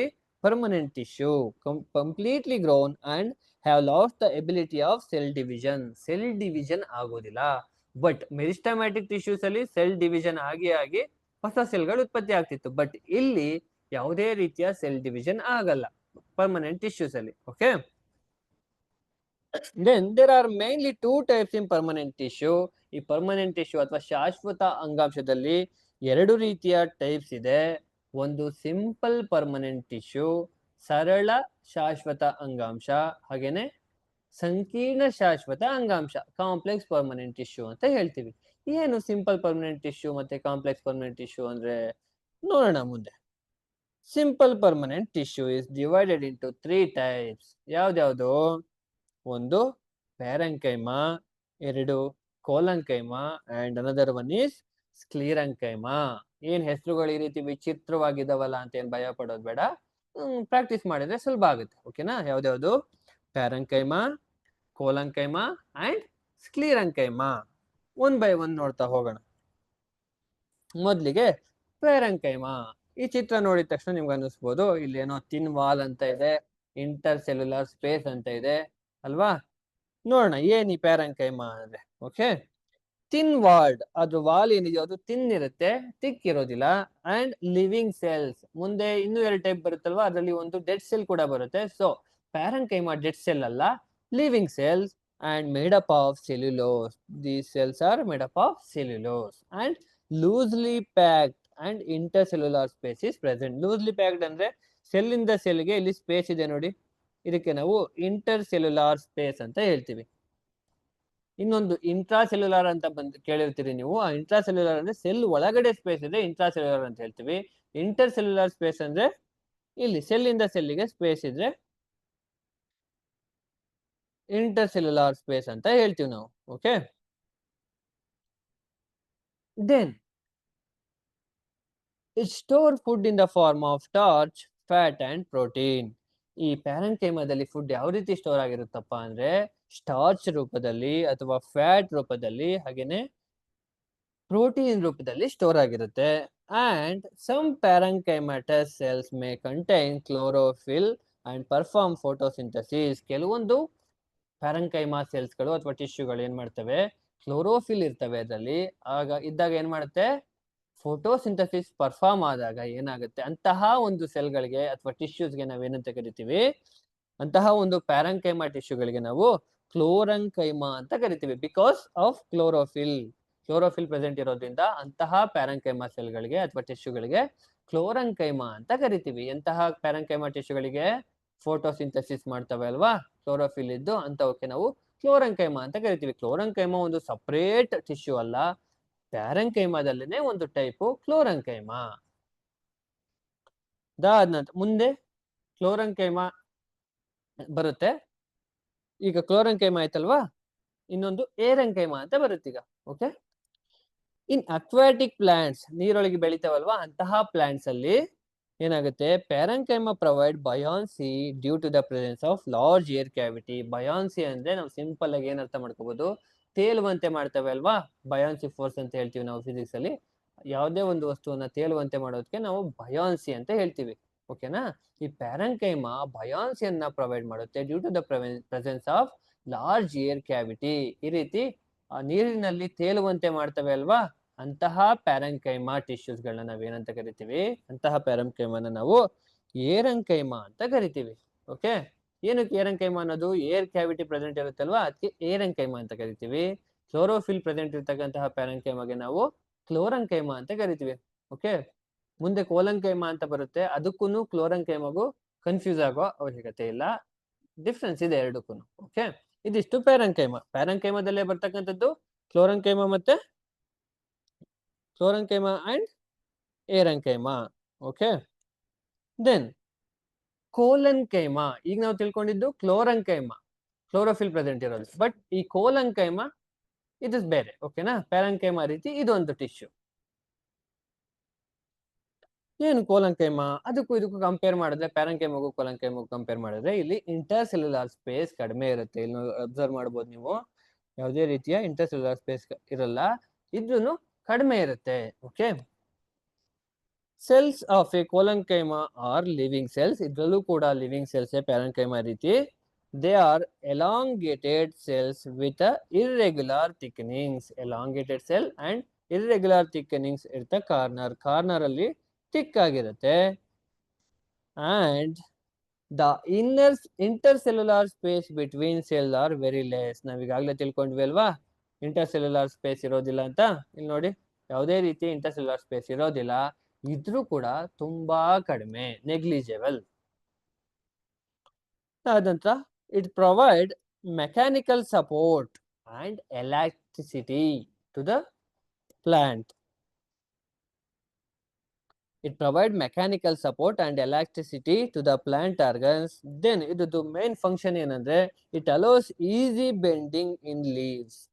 For example, ಈಗ ಗಾಳಿ ಬೀಸ್ತಾ ಇರುತ್ತೆ, ಆ ಲೀವ್ಸ್ ಗಳೆಲ್ಲ ಅಲ್ಲಾಡ್ತಾ ಇರುತ್ತೆ ಅಲ್ವಾ ಆ ಕಡೆ ಈ ಕಡೆಗೆ, ಅದಕ್ಕೆ ಸಪೋರ್ಟ್ ಮಾಡ್ತಕ್ಕಂತಹ ಟಿಶ್ಯೂ ಯಾವ್ದಪ್ಪ ಅಂದ್ರೆ ಕೋಲಂಕೈಮ ಟಿಶ್ಯೂ.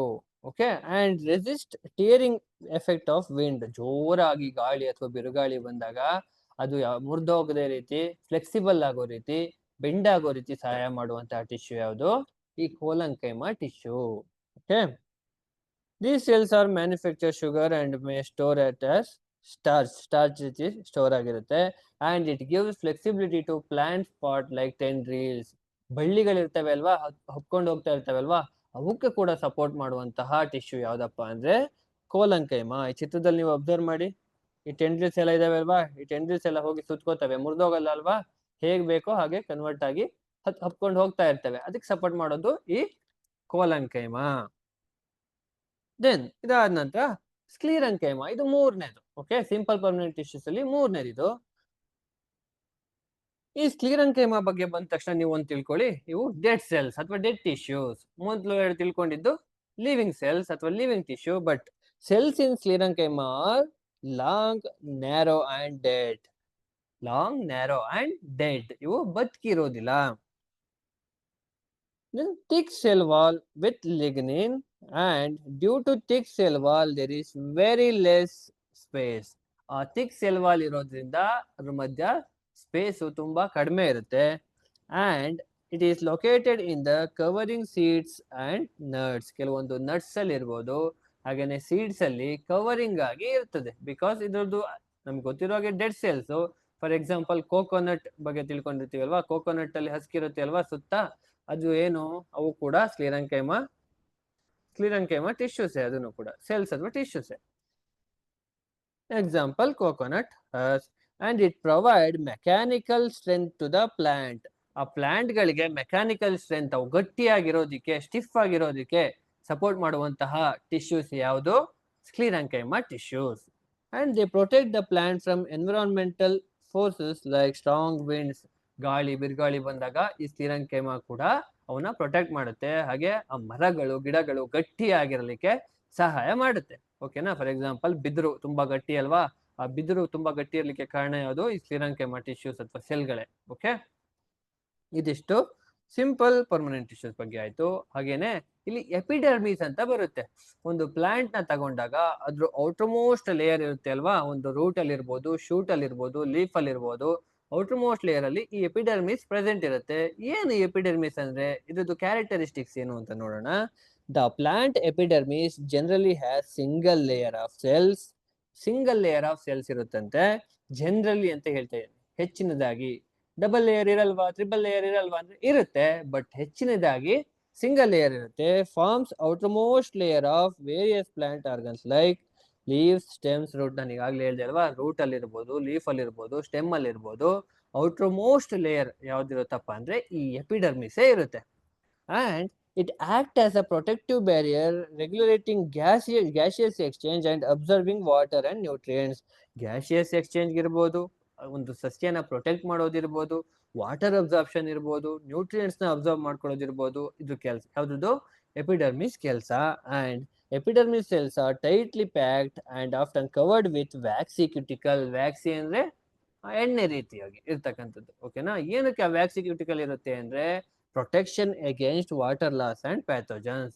ಯಾವುದೇ ರೀತಿಯ ಕ್ರಿಮಿಗಳು ಆ ಗಿಡದ ಒಳಗಡೆ ಬರದೇ ಇರೋ ರೀತಿ, ಹಾಗೇನೆ ಗಿಡಗಳಲ್ಲಿ ಅಥವಾ ಮರಗಳಲ್ಲಿ ಇರ್ತಕ್ಕಂತಹ ನೀರಿನ ಅಂಶ, ವಾಟರ್ ಕಂಟೆಂಟ್ ಏನಿದೆಯೋ ವಾಟರ್ ಲಾಸ್ ಆಗದೆ ಇರಲಿ ಅಂತ ಏನಾಗಿರುತ್ತೆ?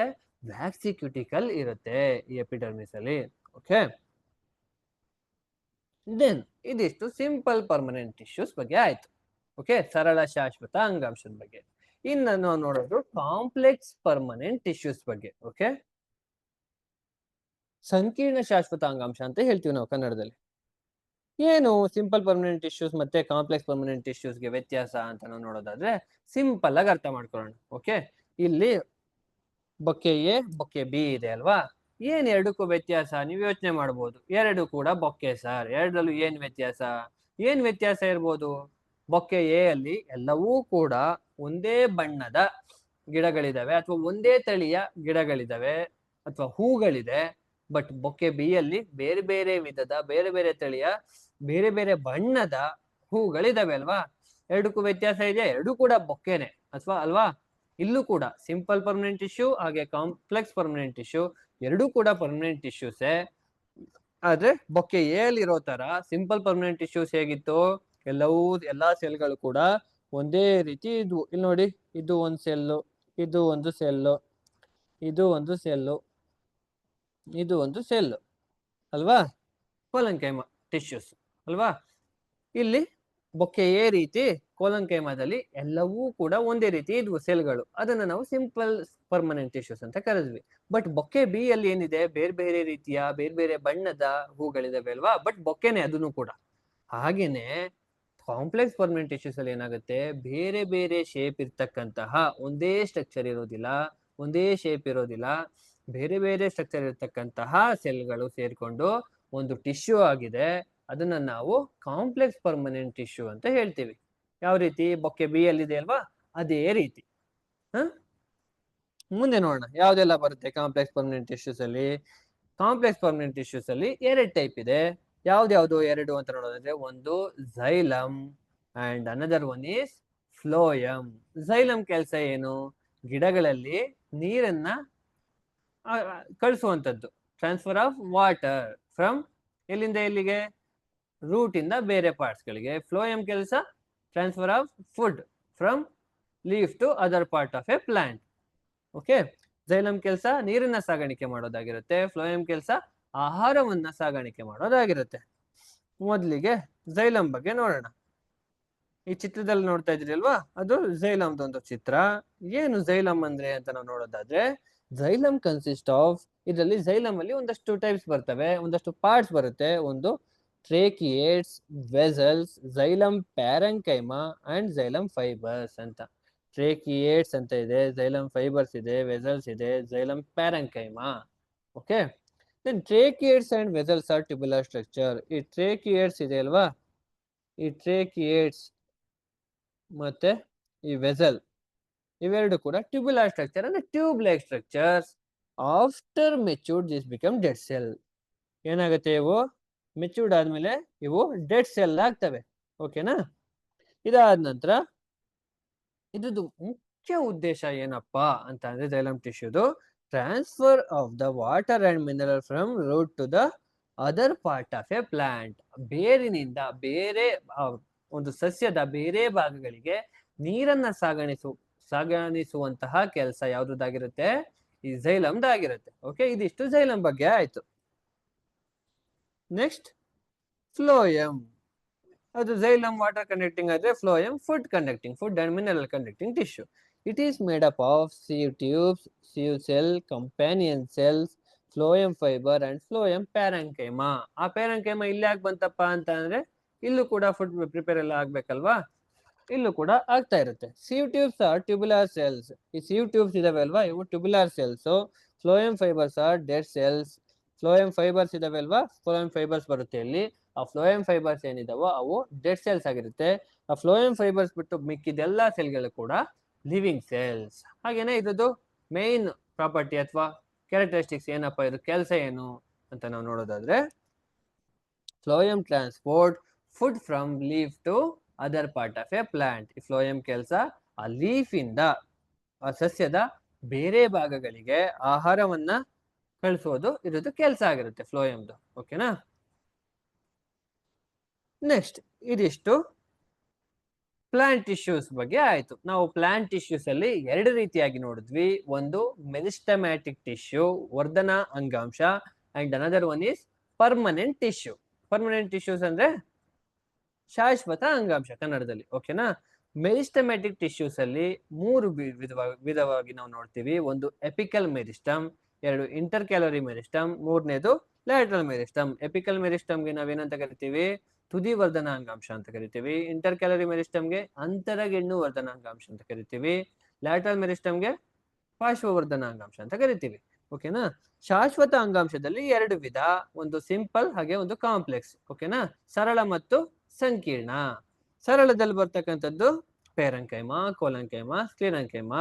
ಹಾಗೇನೆ ಪೇರಂಕೈಮದಲ್ಲಿ ಮತ್ತೆ ಎರಡು ತರ ಬರುತ್ತೆ ಅಲ್ವಾ, ಕ್ಲೋರಂಕೈಮ ಮತ್ತೆ ಏರಂಕೈಮ. ಕ್ಲೋರೋಫಿಲ್ ಪ್ರೆಸೆಂಟ್ ಇರ್ತಕ್ಕಂತಹ ಪ್ಯಾರಂಕೈಮಗಳಿಗೆ ನಾವು ಕ್ಲೋರಂಕೈಮ ಅಂತ ಕರಿತೀವಿ. ಏರ್ ಕ್ಯಾವಿಟಿ ಪ್ರೆಸೆಂಟ್ ಇದ್ದು ಬಯಾನ್ಸಿ ಫೋರ್ಸ್ ನ ನಾವು ಅಲ್ಲಿ ಒಬೆ ಮಾಡಿದ್ರೆ, ತೇಲುವಂತೆ ಮಾಡಿದ್ರೆ ಇಲ್ಲಿ ನೀರಿನಲ್ಲಿ ಸಸ್ಯಗಳನ್ನ, ಅದಕ್ಕೆ ನಾವು ಏರಂಕೈಮ ಟಿಶ್ಯೂ ಅಂತ ಹೇಳ್ತೀವಿ ಅಲ್ವಾ. ದೆನ್ ಕಾಂಪ್ಲೆಕ್ಸ್ ಪರ್ಮನೆಂಟ್ ಟಿಶ್ಯೂಸ್ ಅಲ್ಲಿ ಜೈಲಮ್ ಮತ್ತೆ ಫ್ಲೋಯಮ್ ಬರುತ್ತೆ. Xylem water conducting tissue, phloem food conducting tissue. ಇದಿಷ್ಟು ಪ್ಲಾಂಟ್ ಟಿಶ್ಯೂಸ್ ಬಗ್ಗೆ ಆಯ್ತು. ಇದಾದ ನಂತರ ಈ ಪ್ಲಾಂಟ್ ರೀತಿಯಲ್ಲೇ ನಮ್ಮಲ್ಲೂ ಕೂಡ, ಅನಿಮಲ್ಸ್ ಅಲ್ಲೂ ಕೂಡ ಒಂದಷ್ಟು ಟಿಶ್ಯೂಗಳಿದಾವೆ. ನಾವು ಕೂಡ ಈ ಸೆಲ್ ಇಂದ ನಾವೇನಾಗ್ಬೇಕು, ಮುಂದೆ ಟಿಶ್ಯೂಸ್ ಆಗ್ಬೇಕಲ್ವಾ. ಜೀವಕೋಶದಿಂದ ಅಂಗಾಂಶ ಆಗ್ಬೇಕು, ಅಂಗಾಂಶದಿಂದ ಆರ್ಗನ್ ಆಗುತ್ತೆ, ಅಂಗ ಆಗುತ್ತೆ, ಅಂಗದಿಂದ ಒಂದು ಜೀವಿ ಆಗುತ್ತೆ, ಆರ್ಗನಿಸಮ್ ಆಗುತ್ತೆ. ಪ್ಲಾಂಟ್ ಅಲ್ಲೂ ಆಗುತ್ತೆ, ಅನಿಮಲ್ಸ್ ಅಲ್ಲೂ ಕೂಡ ಆಗುತ್ತೆ. ಓಕೆನಾ? ನಾವು ಜನರಲ್ ಆಗಿ ಸಾಮಾನ್ಯವಾಗಿ ಅನಿಮಲ್ ಟಿಶ್ಯೂಸ್ ನಾವು 4 ವಿಧವಾಗಿ ಕ್ಲಾಸಿಫೈ ಮಾಡ್ತೀವಿ. ಯಾವ್ದಾವ್ದಪ್ಪ 4 ಅಂತ ನಾವು ನೋಡೋದಾದ್ರೆ, ಒಂದು ಎಪಿಕಲ್ ಟಿಶ್ಯೂ, ಎಪಿಕಲ್ ಟಿಶ್ಯೂ ಅಲ್ಲ, epithelial tissue, and second one is connective tissue, third one muscular tissue, fourth one nervous tissue. Epithelial ಟಿಶ್ಯೂಗೆ ನಾವು ಕನ್ನಡದಲ್ಲಿ ಏನಂತ ಹೇಳ್ತೀವಿ? ಅನುಲೇಪಕ ಅಂಗಾಂಶ ಅಂತ ಹೇಳ್ತೀವಿ. ಕನೆಕ್ಟಿವ್ ಟಿಶ್ಯೂಸ್ಗೆ ನಾವು ಸಂಯೋಜಿತ ಅಂಗಾಂಶ ಅಂತ ಹೇಳ್ತೀವಿ. ಮಸ್ಕ್ಯುಲರ್ ಟಿಶ್ಯೂಗೆ ಸ್ನಾಯು ಅಂಗಾಂಶ ಅಂತ ಹೇಳ್ತೀವಿ. ನರ್ವಸ್ ಟಿಶ್ಯೂಗೆ ಯೂಶುವಲಿ ನಾವು ನರ್ವಸ್ಗೆ ಅಥವಾ ನರ್ವಸ್ಗಳಿಗೆ ಏನಂತ ಕರಿತೀವಿ? ನರ ಅಂತ ಹೇಳ್ತೀವಿ ಅಲ್ವಾ. ಹಾಗೇನೆ ನರ್ವಸ್ ಟಿಶ್ಯೂಗೆ ನಾವೇನಂತ ಕರಿತೀವಿ? ನರ ಅಂಗಾಂಶ ಅಂತ ಕರಿತೀವಿ. ಓಕೆ, ಎಪಿಥೀಲಿಯಲ್ ಟಿಶ್ಯೂಗೆ ಅನುಲೇಪಕ. ಓಕೆ, ಈಗ ಒನ್ ಬೈ ಒನ್ ನೋಡೋಣ. ಮೊದಲಿಗೆ ಎಪಿಥೀಲಿಯಲ್ ಟಿಶ್ಯೂ ಬಗ್ಗೆ ನೋಡೋಣ, ಅಂದ್ರೆ ಅನುಲೇಪಕ ಅಂಗಾಂಶ ಅಂತ ಕನ್ನಡದಲ್ಲಿ. Okay, the outer protecting cover tissue in the animal body. Protective layer ಇರುತ್ತೆ ಅಲ್ವಾ, ನಮ್ಮ ಸ್ಕಿನ್ ಅಲ್ಲಿ ಇರ್ಬೋದು, ಅಥವಾ ನಮ್ಮ ಇನ್ನರ್ ಮೌತ್ ಅಲ್ಲಿ ಇರ್ಬೋದು, ಇನ್ನರ್ ಬಕ್ಕಲ್ ಕ್ಯಾವಿಟಿಯಲ್ಲಿ ಇರ್ಬೋದು, ಇಲ್ಲೆಲ್ಲ ಇರ್ತಕ್ಕಂತಹ ಟಿಶ್ಯೂಸ್ ಯಾವುದು? Epithelial tissue. Okay, the outer protective or covering tissue in the animal body. ಪ್ರಾಣಿಗಳಲ್ಲಿ ಔಟರ್ ಪ್ರೊಟೆಕ್ಟಿವ್ ಟಿಶ್ಯೂ ಆಗಿ ಯಾವ್ದಿರುತ್ತೆ? ಎಪಿಥೀಲಿಯಲ್ ಟಿಶ್ಯೂ ಇರುತ್ತೆ. The skin, the lining of a mouth, ಬಾಯಲ್ಲಿ, the lining of a blood vessels ಅಲ್ಲಿ, and kidney tubules are made up of epithelial tissue. ನಾವು ಈಗಾಗಲೇ ತಿಳ್ಕೊಂಡಾಗೆ mouth ಅಲ್ಲಿ ಇರ್ಬೋದು, ಬ್ಲಡ್ ವೆಸಲ್ಸ್ ಅಲ್ಲಿ ಇರ್ಬೋದು, ಹಾಗೇನೆ ಕಿಡ್ನಿ ಟ್ಯೂಬ್ಯೂಲ್ಸ್ ಅಲ್ಲಿ ಇರ್ಬೋದು, ಇಲ್ಲಿ ಮಾತ್ರನಾ? ಇಲ್ಲ, ಇನ್ನು ಬೇರೆ ಕಡೆನೂ ಇರುತ್ತೆ. ನಾ ಸುಮ್ಮನೆ ಎಕ್ಸಾಂಪಲ್ಗೆ ಇದೊಂದಷ್ಟು ಜಾಗಗಳಲ್ಲಿ ತಾಂಡಿದ್ದೀವಿ. ಎಪಿಥೀಲಿಯಲ್ ಟಿಶ್ಯೂ ಇಲ್ಲೆಲ್ಲ ಇರುತ್ತೆ. ಹಾಗೇನೆ ಇದರಲ್ಲಿ ಮುಖ್ಯವಾಗಿ ನಾವು 3 ಟೈಪ್ ನ ನೋಡ್ತೀವಿ. ಹಾಗೆ ಕೊನೆಯದು ಸಿಲಿಯೇಟೆಡ್ ಎಪಿಥೀಲಿಯಂ ಕೂಡ ಇದರಲ್ಲಿ ಒಂದು ಟೈಪು, ಅಥವಾ ಕಾಲಮ್ನಾರ್ ಮತ್ತೆ ಕ್ಯೂಬೈಡಲ್ ಅಲ್ಲಿ ಒಂದು ಸಬ್ ಟೈಪ್ ಅಂತ ಬೇಕಾದ್ರೂ ತಗೋಬಹುದು. ಒಟ್ಟಿಗೆ ಇವ್ 4 ತಿಳ್ಕೊಂಡಿರ್ಬೇಕು. Squamous epithelium, cuboidal epithelium, columnar epithelium, ciliated epithelium. ಓಕೆನಾ? 1 by 1 ನೋಡೋಣ ಈ ಎಪಿಥೀಲಿಯಲ್ ಟಿಶ್ಯೂಸ್ ಅಲ್ಲಿ ಯಾವ್ದೆಲ್ಲ ಬರುತ್ತೆ ಅಂತ. ಒಂದು ಸ್ಕ್ವಯಮಾಸ್ ಎಪಿಥೀಲಿಯಂ. ಏನ್ ಸ್ಕ್ವಯಮಾಸ್ ಎಪಿಥೀಲಿಯಂ ಅಂದ್ರೆ, ಇಲ್ಲಿರ್ತಕ್ಕಂತಹ ಸೆಲ್ಗಳನ್ನ ನೀವು ನೋಡ್ಬೋದು, ಎಲ್ಲವೂ ಕೂಡ ಸಿಂಗಲ್ ಲೇಯರ್ ಇದೆ ಅಲ್ವಾ? ಅಬ್ಸರ್ವ್ ಮಾಡಿ, ಇದರಲ್ಲಿ ಇರ್ತಕ್ಕಂತಹ ಸೆಲ್ಸ್ ಗಳೆಲ್ಲ ಸಿಂಗಲ್ ಲೇಯರ್ ಆಗಿದೆ ಸ್ಕ್ವಯಮಾಸ್ ಎಪಿಥೀಲಿಯಲ್ ಅಲ್ವಾ? ಈ ರೀತಿ ಸಿಂಗಲ್ ಲೇಯರ್ ಇದ್ರೆ ಒಂದ್ ಹೆಸರು ಕರಿತೀವಿ, ಅಥವಾ ಮಲ್ಟಿ ಲೇಯರ್ ಇದ್ರೇನೆ ಇನ್ನೊಂದ್ ಹೆಸರು ಕರಿತೀವಿ. ನೋಡೋಣ ಮುಂದೆ. This epithelium is composed of thin, flat and irregular shape. Thin ಇರುತ್ತೆ, ಫ್ಲಾಟ್ ಇರುತ್ತೆ, ಹಾಗೇನೆ ರೆಗ್ಯುಲರ್ ಶೇಪ್ ಇರೋದಿಲ್ಲ. Which fit together like floor tiles to form a compact tissue. ಆ ಟೈಲ್ಸ್ ಇರ್ತವೆ ಅಲ್ವಾ, ಆ ಟೈಲ್ಸ್ ರೀತಿ ಕೂತಿರ್ತವೆ, ಒಂದು ಟಿಶ್ಯೂ ಆಗಿ ಫಾರ್ಮ್ ಮಾಡ್ತವೆ. ಓಕೆನಾ? They can be simple and stratified epithelium. Simple ಅಂದ್ರೆ ಏನು? ಈ ರೀತಿ ಸಿಂಗಲ್ ಲೇಯರ್ಡ್ ಇದ್ರೆ ಓಕೆ ನಾವು ಸಿಂಪಲ್ ಅಂತ ಕರಿತೀವಿ. ಸ್ಟ್ರಾಟಿಫೈಡ್ ಅಂದ್ರೆ ಅದೇ ಡಬಲ್ ಲೇಯರ್ ಇದ್ರೆ ಸ್ಟ್ರಾಟಿಫೈಡ್ ಅಂತ ಕರಿತೀವಿ. ನೋಡೋಣ ಈಗ ಸಿಂಪಲ್ ಅಂದ್ರೆ ಏನು, ಸ್ಟ್ರಾಟಿಫೈಡ್ ಅಂದ್ರೆ ಏನಂತ.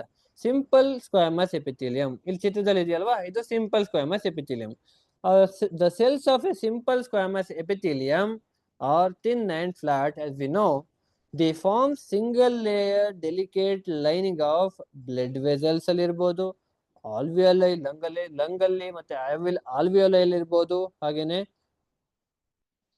ಯೂರಿನರಿ ಬ್ಲಾಡರ್ಸ್ ಅಲ್ಲಿ ಇರ್ಬೋದು, ಹಾಗೇನೆ ಯೂರಿನರಿ ಟ್ಯೂಬ್ಯೂಲ್ಸ್ ಅಲ್ಲಿ ಇರ್ಬೋದು. ಇವೆಲ್ಲವಲ್ಲೂ ಕೂಡ ಈ ಸಿಂಪಲ್ ಸ್ಕ್ವಾಮಸ್ ಎಪಿಥೀಲಿಯಂ ಪ್ರೆಸೆಂಟ್ ಇರುತ್ತೆ. And simple squamous epithelium forms the selectively permeable surface for the transportation of substance. ಆ ಸಬ್ಸ್ಟೆನ್ಸ್ ಟ್ರಾನ್ಸ್ಫರ್ ಆಗೋ ತರ ಇದು ಹೆಲ್ಪ್ ಮಾಡುತ್ತೆ. ಓಕೆನಾ? ಒಂದು ಟಿಶ್ಯೂ ಇಂದ ಟಿಶ್ಯೂಗೆ. They are present in the lining of mouth, blood capillaries and alveoli of the lung and lining of the esophagus. Esophagus ಇರುತ್ತೆ ಅಲ್ವಾ, ನಮ್ ಫುಡ್ ಎಲ್ಲ ಹೋಗ್ತಕ್ಕಂಥ ಪೈಪು, ಅಲ್ಲೆಲ್ಲವೂ ಕೂಡ ಸಿಂಪಲ್ ಸ್ಕ್ವಾಮಸ್ ಎಪಿಥೀಲಿಯಂ ಪ್ರೆಸೆಂಟ್ ಇರುತ್ತೆ. ಓಕೆನಾ? ದೆನ್ ಸ್ಟ್ರಾಟಿಫೈಡ್ ಸ್ಕ್ವಾಮಸ್, ನಾವಲ್ಲಿ ಸಿಂಗಲ್ ಲೇಯರ್ ನೋಡಿದ್ವಿ ಅಲ್ವಾ, ಇಲ್ಲಿ ಮಲ್ಟಿ ಲೇಯರ್ ಇದೆ ನೋಡಿ. ಮಲ್ಟಿ ಲೇಯರ್ ಇದಾವಲ್ವಾ ಸೆಲ್ಸ್ಗಳು, ಬಿಕಾಸ್ ನಮ್ಮ ಸೆಲ್ ರಪ್ಚರ್ ಆಗದೆ ಇರಲಿ, ಯಾವುದೇ ರೀತಿ ಎಫೆಕ್ಟ್ ಆಗದೆ ಇರಲಿ ಅಂತ ಏನಾಗಿರುತ್ತೆ, ಸ್ಟ್ರಾಟಿಫೈಡ್ ಸ್ಕ್ವಾಮಸ್ ಎಪಿಥೀಲಿಯಂ ಇರುತ್ತೆ. The cells of this tissue are arranged in many layers to prevent wear and tear. ಅಂದ್ರೆ ಏನೇ ಅದಕ್ಕೆ ಅಪಾಯ ಆಗದೆ ಇರಲಿ, ಒಂದು ಹರಿದೋಗದೆ ಇರಲಿ, ಅಥವಾ ಏನು ಗಾಯ ಆಗದೆ ಇರಲಿ, ಸಿಂಪಲ್ ಆಗಿದ್ದಾಗ ಅನ್ನೋ ರೀತಿ ಇವು ಅರೇಂಜ್ ಆಗಿರುತ್ತೆ. It is found on the epidermis of the skin. Skin ನ ಎಪಿಡರ್ಮಿಸ್ ಅಂದ್ರೆ outer layer, and anal cavity, anus ಅಲ್ಲಿ ಇರ್ಬೋದು, ಅದಾದ ನಂತರ ವೆಜೈನಾದಲ್ಲಿ ಇರ್ಬೋದು, and lining of buccal cavity. Buccal cavity ಅಂದ್ರೆ ಬಾಯೊಳಗೆ, and pharynx, oesophagus and lower part of urethra. ಯುರೇತ್ರಾದಲ್ಲೂ ಕೂಡ ಇದು ಪ್ರೆಸೆಂಟ್ ಇರುತ್ತೆ. Okay? Stratified squamous epithelium is having more than one layer of the cell. We are already ಅದ್ರ ಬಗ್ಗೆ ನಾವು ತಿಳ್ಕೊಂಡಿದ್ದೀವಿ. They are mainly present in the outer layer of skin, lining of oral cavity and other some reproductive tract. ಇನ್ನು ಬೇರೆ reproductive tract ಅಲ್ಲೂ ಕೂಡ ಇವು present ಇರುತ್ತೆ. ಅದಾದ ನಂತರ ಕ್ಯೂಬೈಡಲ್ epithelium.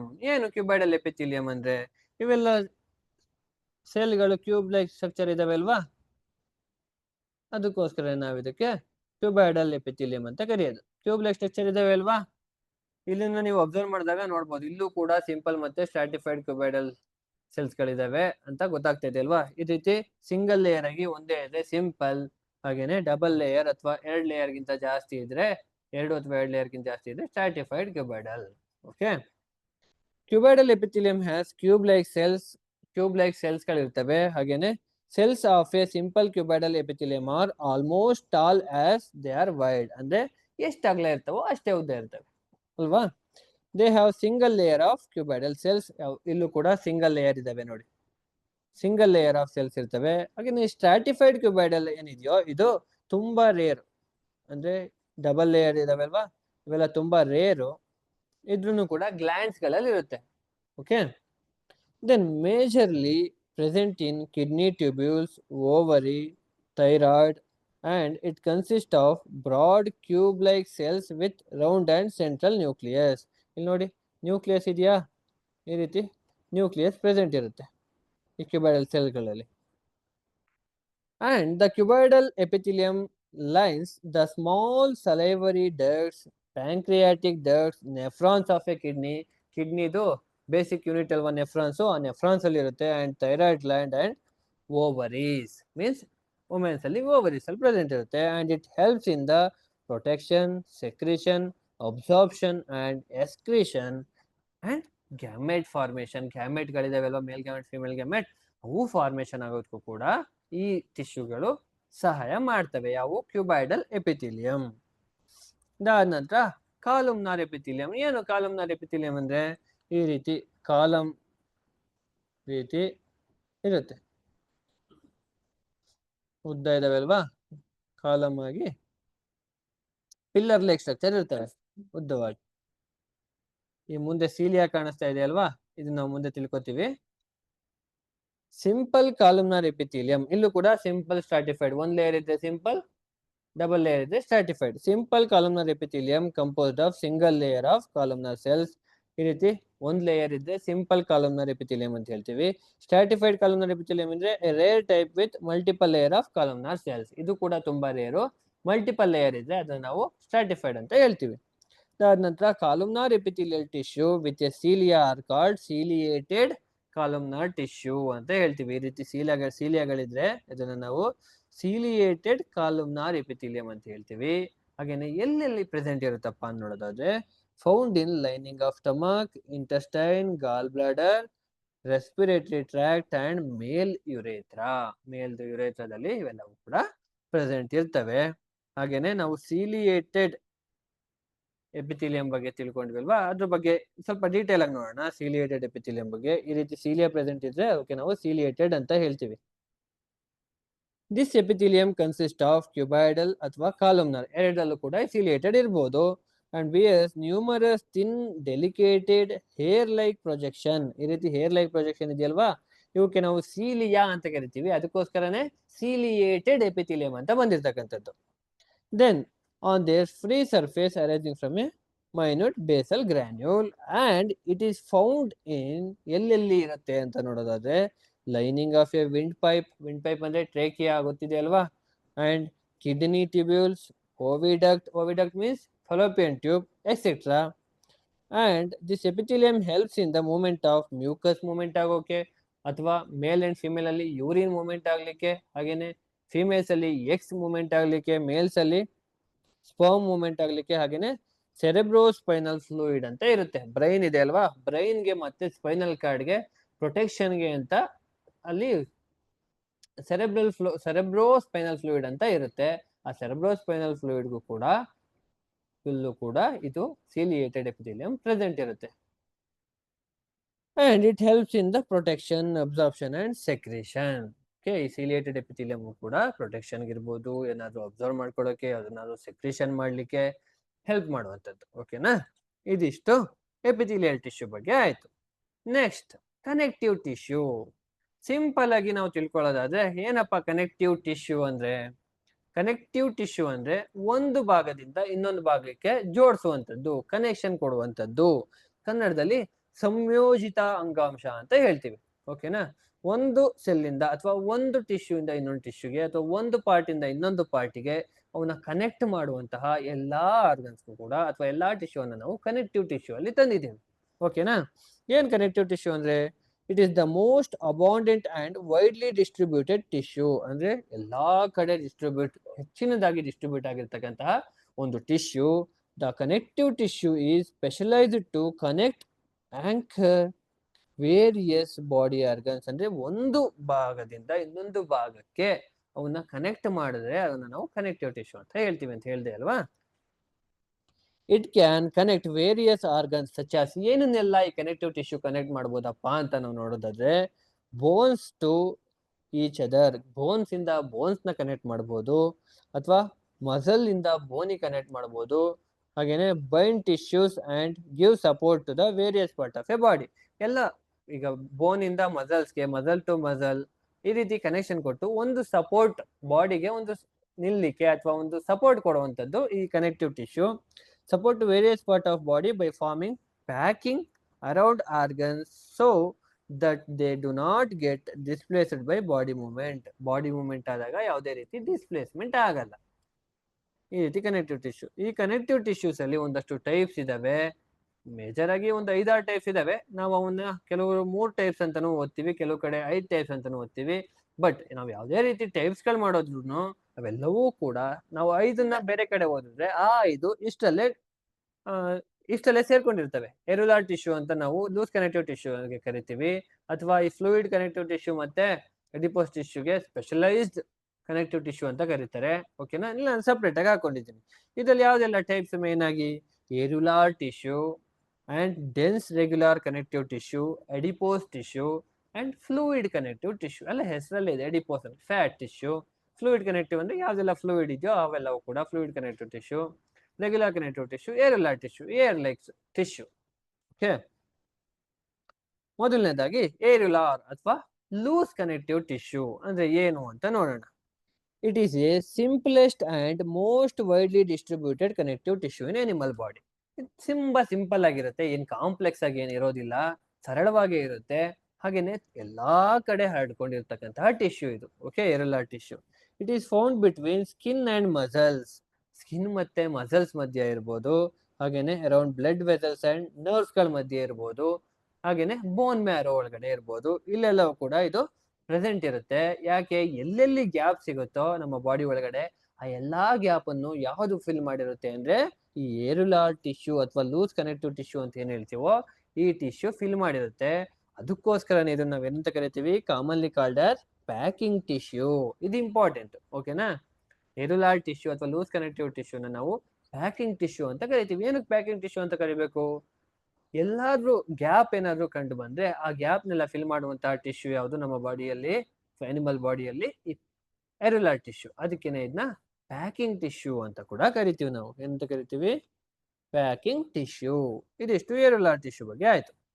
Next dense regular connective tissue. ಇದು ತುಂಬಾ ಇಂಪಾರ್ಟೆಂಟ್. ಇಲ್ಲಿ ಟೆಂಡಾನ್ಸ್ ಮತ್ತೆ ಲಿಗಮೆಂಟ್ಸ್ ಅಂತ ಬರುತ್ತೆ. ಹೆಚ್ಚಿನದಾಗಿ ಯಾವ್ದಾದ್ರು ಆಕ್ಸಿಡೆಂಟ್ ಆದಾಗ ನಾವು ನೋಡಿರ್ತೀವಿ, ಟೆಂಡಾನ್ ಡ್ಯಾಮೇಜ್ ಆಗಿದೆ, ಲಿಗಮೆಂಟ್ ಡ್ಯಾಮೇಜ್ ಆಗಿದೆ, ರಿಪೇರ್ ಮಾಡಬೇಕು ಅಂತ ಹೇಳ್ತಾರೆ. ಇವೆಲ್ಲ ರಿಪೇರ್ ಮಾಡಬಹುದಾ? ಟೆಂಡಾನ್ಸ್ ಲಿಗಮೆಂಟ್ಸ್ ಎಲ್ಲ ಅಂದ್ರೆ ಎಸ್, ರಿಪೇರ್ ಮಾಡಬಹುದು, ಮತ್ತೆ ಸರಿಪಡಿಸಬಹುದು ಡ್ಯಾಮೇಜ್ ಆದ್ರೆ. It is fibrous connective tissue that consists of densely packed fibers and cells. It is the principal component of tendons and ligament. ಇದರಲ್ಲಿ ಮೇನ್ ಡೆನ್ಸ್ ರೆಗ್ಯುಲರ್ ಟಿಶ್ಯೂಸ್ ಅಲ್ಲಿ ಬರ್ತಕ್ಕಂಥದ್ದು tendons ಮತ್ತೆ ಲಿಗಮೆಂಟ್ಸ್. ಟೆಂಡನ್ಸ್ ಎಲ್ಲಿದೆ? ಇಲ್ಲಿ ಈ ಪಾರ್ಟ್ ಅಲ್ಲಿ ಇದೆ ನೋಡಿ. ಇದು ಟೆಂಡನ್ಸ್ ಅಂಡ್ ಇದು ಲಿಗಮೆಂಟ್. ಏನು ಟೆಂಡನ್ಸ್ ಅಂದ್ರೆ? Tendons are cord like strong inelastic structure. ಈ ಟೆಂಡನ್ಸ್ ಇದೆ ನೋಡಿ ಇಲ್ಲಿ, ಇವು ಯಾವುದೇ ರೀತಿಯ ಎಲಾಸ್ಟಿಕ್ ಇರೋದಿಲ್ಲ, ಇನ್ ಎಲಾಸ್ಟಿಕ್. ಬಟ್ ಲಿಗಾಮೆಂಟ್ ಅಲ್ಲಿ ಎಲಾಸ್ಟಿಕ್ ಇರುತ್ತೆ. Inelastic structure that connect skeletal muscles with bones. Skeletal muscles ಇರುತ್ತೆ ಅಲ್ವಾ, ಅಂದ್ರೆ ಸಪೋರ್ಟ್ ಮಾಡುವಂತಹ, ನಮ್ಮ ಕಾಲಿಗೆ ಕೈಗೆ ಸಪೋರ್ಟ್ ಮಾಡುವಂತಹ ಮಸಲ್ಸ್ ಇರುತ್ತೆ ಅಲ್ವಾ, ಆ ಮಸಲ್ಸ್ ಇಂದ ಬೋನ್ಸ್ ಗೆ ಕನೆಕ್ಟ್ ಮಾಡ್ತವೆ ಯಾವುವು? ಈ ಟೆಂಡನ್ಸ್ ಗಳು. And they are made up of white collagen fiber which are bounded by the areolar tissue. Areolar tissue ಇಂದ ಬೌಂಡ್ ಆಗಿರ್ತಕ್ಕಂತಹ ವೈಟ್ ಕೊಲಾಜನ್ ಫೈಬರ್ಸ್ ಇಂದ ಇವು ಆಗಿರ್ತವೆ. ಅಂಡ್ ಲಿಗಮೆಂಟ್ಸ್, ಟೆಂಡನ್ಸ್ ಅಂದ್ರೆ ಮಸಲ್ಸ್ ಇಂದ ಬೋನ್ಸ್ ಗೆ ಕನೆಕ್ಟ್ ಮಾಡುವಂತಹನ್ನ ನಾವು ಟೆಂಡನ್ಸ್ ಅಂತ ಹೇಳ್ತೀವಿ. ಲಿಗಮೆಂಟ್ಸ್ ಅಂದ್ರೆ ಬೋನ್ ಟು ಬೋನ್. ಇಲ್ಲಿ ನೀವು ಅಬ್ಸರ್ವ್ ಮಾಡಬಹುದು, ಒಂದು ಬೋನ್ ಇಂದ ಬೋನಿಗೆ ಕನೆಕ್ಟ್ ಮಾಡ್ತಾ ಇದೆ ಅಲ್ವಾ, ಇಲ್ಲಿ ಬೋನ್ ಇಂದ ಒಂದು ಬೋನಿಗೆ ಕನೆಕ್ಟ್ ಮಾಡಿದ್ರೆ ಅದನ್ನ ನಾವೇನಂತ ಕರಿತೀವಿ? ಲಿಗಮೆಂಟ್ ಅಂತ ಕರಿತೀವಿ. Bone to bone. Okay, muscle to bone ಮಾಡಿದ್ರೆ ಅದನ್ನ ನಾವು ಟೆಂಡನ್ ಅಂತೀವಿ, ಬೋನ್ ಟು ಬೋನ್ ಮಾಡಿದ್ರೆ ಲಿಗಮೆಂಟ್ ಅಂತ ಕರಿತೀವಿ. These are elastic structure. ಇಲ್ಲಿ ನೋಡಿ, ಇಲ್ಲಿ ಎಲಾಸ್ಟಿಕ್ ಇಲ್ಲಿರುತ್ತೆ, ಎಲಾಸ್ಟಿಕ್ ಸ್ಟ್ರಕ್ಚರ್ ಇರುತ್ತೆ. ಏನಕ್ಕೆ? ಯಾವುದೇ ರೀತಿ ಡ್ಯಾಮೇಜ್ ಆಗದೆ ಇರಲಿ ಬೋನ್ಸ್ ಗಳು ಅಂತ. This strengthen the joint and prevent over flexing and over extension. ನಾವು ಈ ರೀತಿ ಕೈಯನ್ನ ಆ ಕಡೆ ಮಾಡೋದಿರ್ಬೋದು, ಈ ಕಡೆ ಮಾಡೋದಿರ್ಬೋದು, ಈ ರೀತಿ ಮಾಡಿದಾಗ ಓವರ್ ಫ್ಲೆಕ್ಸಿಂಗ್ ಆಗದೆ ಇರ್ಲಿ ಅಂತ ಇವು ನಮ್ಮ ಬಾಡಿಯಲ್ಲಿ ಇರ್ತಕ್ಕಂಥದ್ದು. ಓಕೆನಾ? ಇದಿಷ್ಟು ಡೆನ್ಸ್ ರೆಗ್ಯುಲರ್ ಕನೆಕ್ಟಿವ್ ಟಿಶ್ಯೂ. ಇದರಲ್ಲಿ ಮೇನ್ ಆಗಿ ಟೆಂಡಾನ್ ಮತ್ತೆ ಲಿಗಮೆಂಟ್ ಬರುತ್ತೆ. ಟೆಂಡಾನ್ ಅಂದ್ರೆ ಮೇನ್ ಆಗಿ ನಾವೇನ್ ತಿಳ್ಕೊಬೇಕು, ಬೋನ್ ಅನ್ನ ಮಸಲ್ಸ್ಗೆ, ಸ್ಕೆಲಿಟಲ್ ಮಸಲ್ಸ್ಗೆ ಕನೆಕ್ಟ್ ಮಾಡಿದ್ರೆ ಅದು ಟೆಂಡಾನ್ಸ್. ಬೋನ್ ಟು ಬೋನ್, ಮೂಳೆಯಿಂದ ಮೂಳೆಗೆ ಕನೆಕ್ಟ್ ಮಾಡಿದ್ರೆ ಅದು ಲಿಗಮೆಂಟ್. Then adipose tissue. ಏನ್ ಅಡಿಪೋಸ್ ಟಿಶ್ಯೂ ಅಂದ್ರೆ, ಫ್ಯಾಟ್ ಅಂತ ಕೇಳಿರ್ತೀರಿ ಅಲ್ವಾ, ಬಾಡಿಯಲ್ಲಿ ಫ್ಯಾಟ್ ಇದೆ ಅಂತ, ಆ ಫ್ಯಾಟ್ ಇರೋ ಕಡೆ ಎಲ್ಲ ಈ ಅಡಿಪೋಸ್ ಟಿಶ್ಯೂ ಅಂತ ಹೇಳ್ಬೋದು.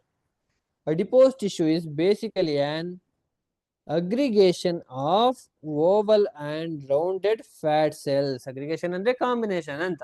ಓಕೆನಾ? ಅವೆರಡನ್ನು ಸೇರಿಸಿ ಯಾವ್ದ್ಯಾವ್ದು, ಈ ರೌಂಡೆಡ್ ಇರ್ಬೋದು ಅಥವಾ ಓವೆಲ್ ಇರ್ಬೋದು, ಅಂತಹ ಫ್ಯಾಟ್ ಸೆಲ್ಸ್ ನ ಸೇರಿಸಿ ನಾವು ಏನಂತ ಕರಿತೀವಿ, ಅಡಿಪೋಸೈಡ್ಸ್ ಅಂತ ಕರಿತೀವಿ. ಎಲ್ಲಾರು ಕೇಳ್ಬೋದು ನೀವು ಈ ಹೆಸರನ್ನ. ಅಡಿಪೋಸೈಡ್ಸ್ ಎಲ್ಲಿ ಬರುತ್ತೆ? ಅಡಿಪೋಸ್ ಟಿಶ್ಯೂಸ್ ಅಲ್ಲಿ ಬರುತ್ತೆ. ಏನ್ ಅಡಿಪೋಸ್ ಟಿಶ್ಯೂಸ್ ಅಂದ್ರೆ, aggregation of Oval and rounded fat cells, ಅದನ್ನ ನಾವು ಅಡಿಪೋಸೈಡ್ಸ್ ಅಂತ ಕರಿತೀವಿ. ಇಲ್ಲಿದಾವ್ ನೋಡಿ, ಇವನ್ನ ಅಡಿಪೋಸೈಡ್ಸ್ ಅಂತ ಕರಿತೀವಿ. Then they are found below the skin and around internal organ. Adipose tissue ಹೊರಗಡೆ ಕಾಣಿಸುತ್ತಾ ನಮ್ಗೆ? ಫ್ಯಾಟ್ ಎಲ್ಲ ಹೊರಗಡೆ ಕಾಣಿಸುತ್ತಾ? ಇಲ್ಲ. ಇಂಟರ್ನಲ್ ಆರ್ಗನ್ಸ್ ಅಲ್ಲೆಲ್ಲ ಇರೋದು, ಸ್ಕಿನ್ ಇಂದ ಒಳಗಡೆ ಫ್ಯಾಟ್ ಎಲ್ಲ ಹೋಗಿ ಡೆಪಾಸಿಟ್ ಆಗಿರುತ್ತೆ. Okay, this tissue stores fat and insulate the body against heat loss. ಈ ಟಿಶ್ಯೂಸ್ ಫ್ಯಾಟ್ ನ ಸ್ಟೋರ್ ಮಾಡ್ಕೊಳ್ಳೋದಿರ್ಬೋದು, ಹಾಗೇನೆ insulate the body against heat loss ಇಂದ ಇನ್ಸುಲೇಟ್ ಮಾಡೋದಿರ್ಬೋದು, ಎಲ್ಲವೂ ಕೂಡ ಈ ಅಡಿಪೋಸ್ ಟಿಶ್ಯೂದು ಕೆಲಸ. And it also act as shock absorbing cushion around kidneys and eyeballs. ಈ ಐಬಾಲ್ಸ್ ಅಲ್ಲಿ ಇರ್ಬೋದು, ಕಿಡ್ನಿ ಹತ್ರ ಇರ್ಬೋದು, ಶಾಕ್ ಅಬ್ಸರ್ವಿಂಗ್ ಅಂದ್ರೆ ಯಾವುದೇ ಏನಾದ್ರೂ ಬಿದ್ದ ತಕ್ಷಣ, ಕಣ್ಣಿಗೆ ಏನಾದ್ರು ಬಿದ್ದ ತಕ್ಷಣ ಕಣ್ಣಿಗೆ ಏನು ಆಗ್ಬಾರ್ದಲ್ವಾ, ಇವು ಶಾಕ್ ಅಬ್ಸರ್ವರ್ ಅಂದ್ರೆ ನಾವೇನ್ ಹೇಳ್ಬೋದು, ಬೈಕಲ್ಲೆಲ್ಲ ಇರ್ತವೆ ಅಲ್ವಾ, ಸ್ಪ್ರಿಂಗ್ ಬರುತ್ತೆ ಅಲ್ವಾ, ಸ್ಪ್ರಿಂಗ್ ರೀತಿ ಆಕ್ಟ್ ಮಾಡುತ್ತೆ ಇವು. ಅಂದ್ರೆ ಏನಾದ್ರು ಏಟ್ ಬಿದ್ದಾಗ ಸ್ವಲ್ಪ ನಿಧಾನಕ್ಕೆ ಪ್ರೆಸ್ ಆಗೋದ್ ರೀತಿ ಇವು ಆಕ್ಟ್ ಮಾಡ್ತವೆ. ಯಾವುದು? ಈ ಅಡಿಪೋಸೈಡ್ಸ್. ಓಕೆನಾ? ದೆನ್ ಅಡಿಪೋಸೈಡ್ಸ್ ಆಯ್ತು. ದೆನ್ ಕಾರ್ಟಿಲೇಜ್ ಮತ್ತೆ ಬೋನ್ ಅಂತ ಬರುತ್ತೆ. ಏನು ಕಾರ್ಟಿಲೇಜ್ ಮತ್ತೆ ಬೋನ್ ಅಂತ ನೋಡೋಣ. Cartilage is a tough but flexible connective. Tough ಇರುತ್ತೆ ಬಟ್ ಫ್ಲೆಕ್ಸಿಬಲ್ ಇರುತ್ತೆ. ಫಾರ್ ಎಕ್ಸಾಂಪಲ್, ನಮ್ಮ ಕಿವಿ ಪಿನ್ನ ಇದೆ ಅಲ್ವಾ, ಕಿವಿಯಲ್ಲಿ ಇಲ್ಲಿ ಯಾವುದೇ ರೀತಿಯ ಬೋನ್ಗಳಿಲ್ಲ, ಮೂಗಲ್ಲೂ ಅಷ್ಟೇ ಬೋನ್ಗಳಿರೋದಿಲ್ಲ, ಕಾರ್ಟಿಲೇಜ್ ಇರುತ್ತೆ. ಓಕೆನಾ? Cartilage is a tough but flexible connective ಅಂದ್ರೆ ಫ್ಲೆಕ್ಸಿಬಲ್ ಮಾಡಬಹುದು.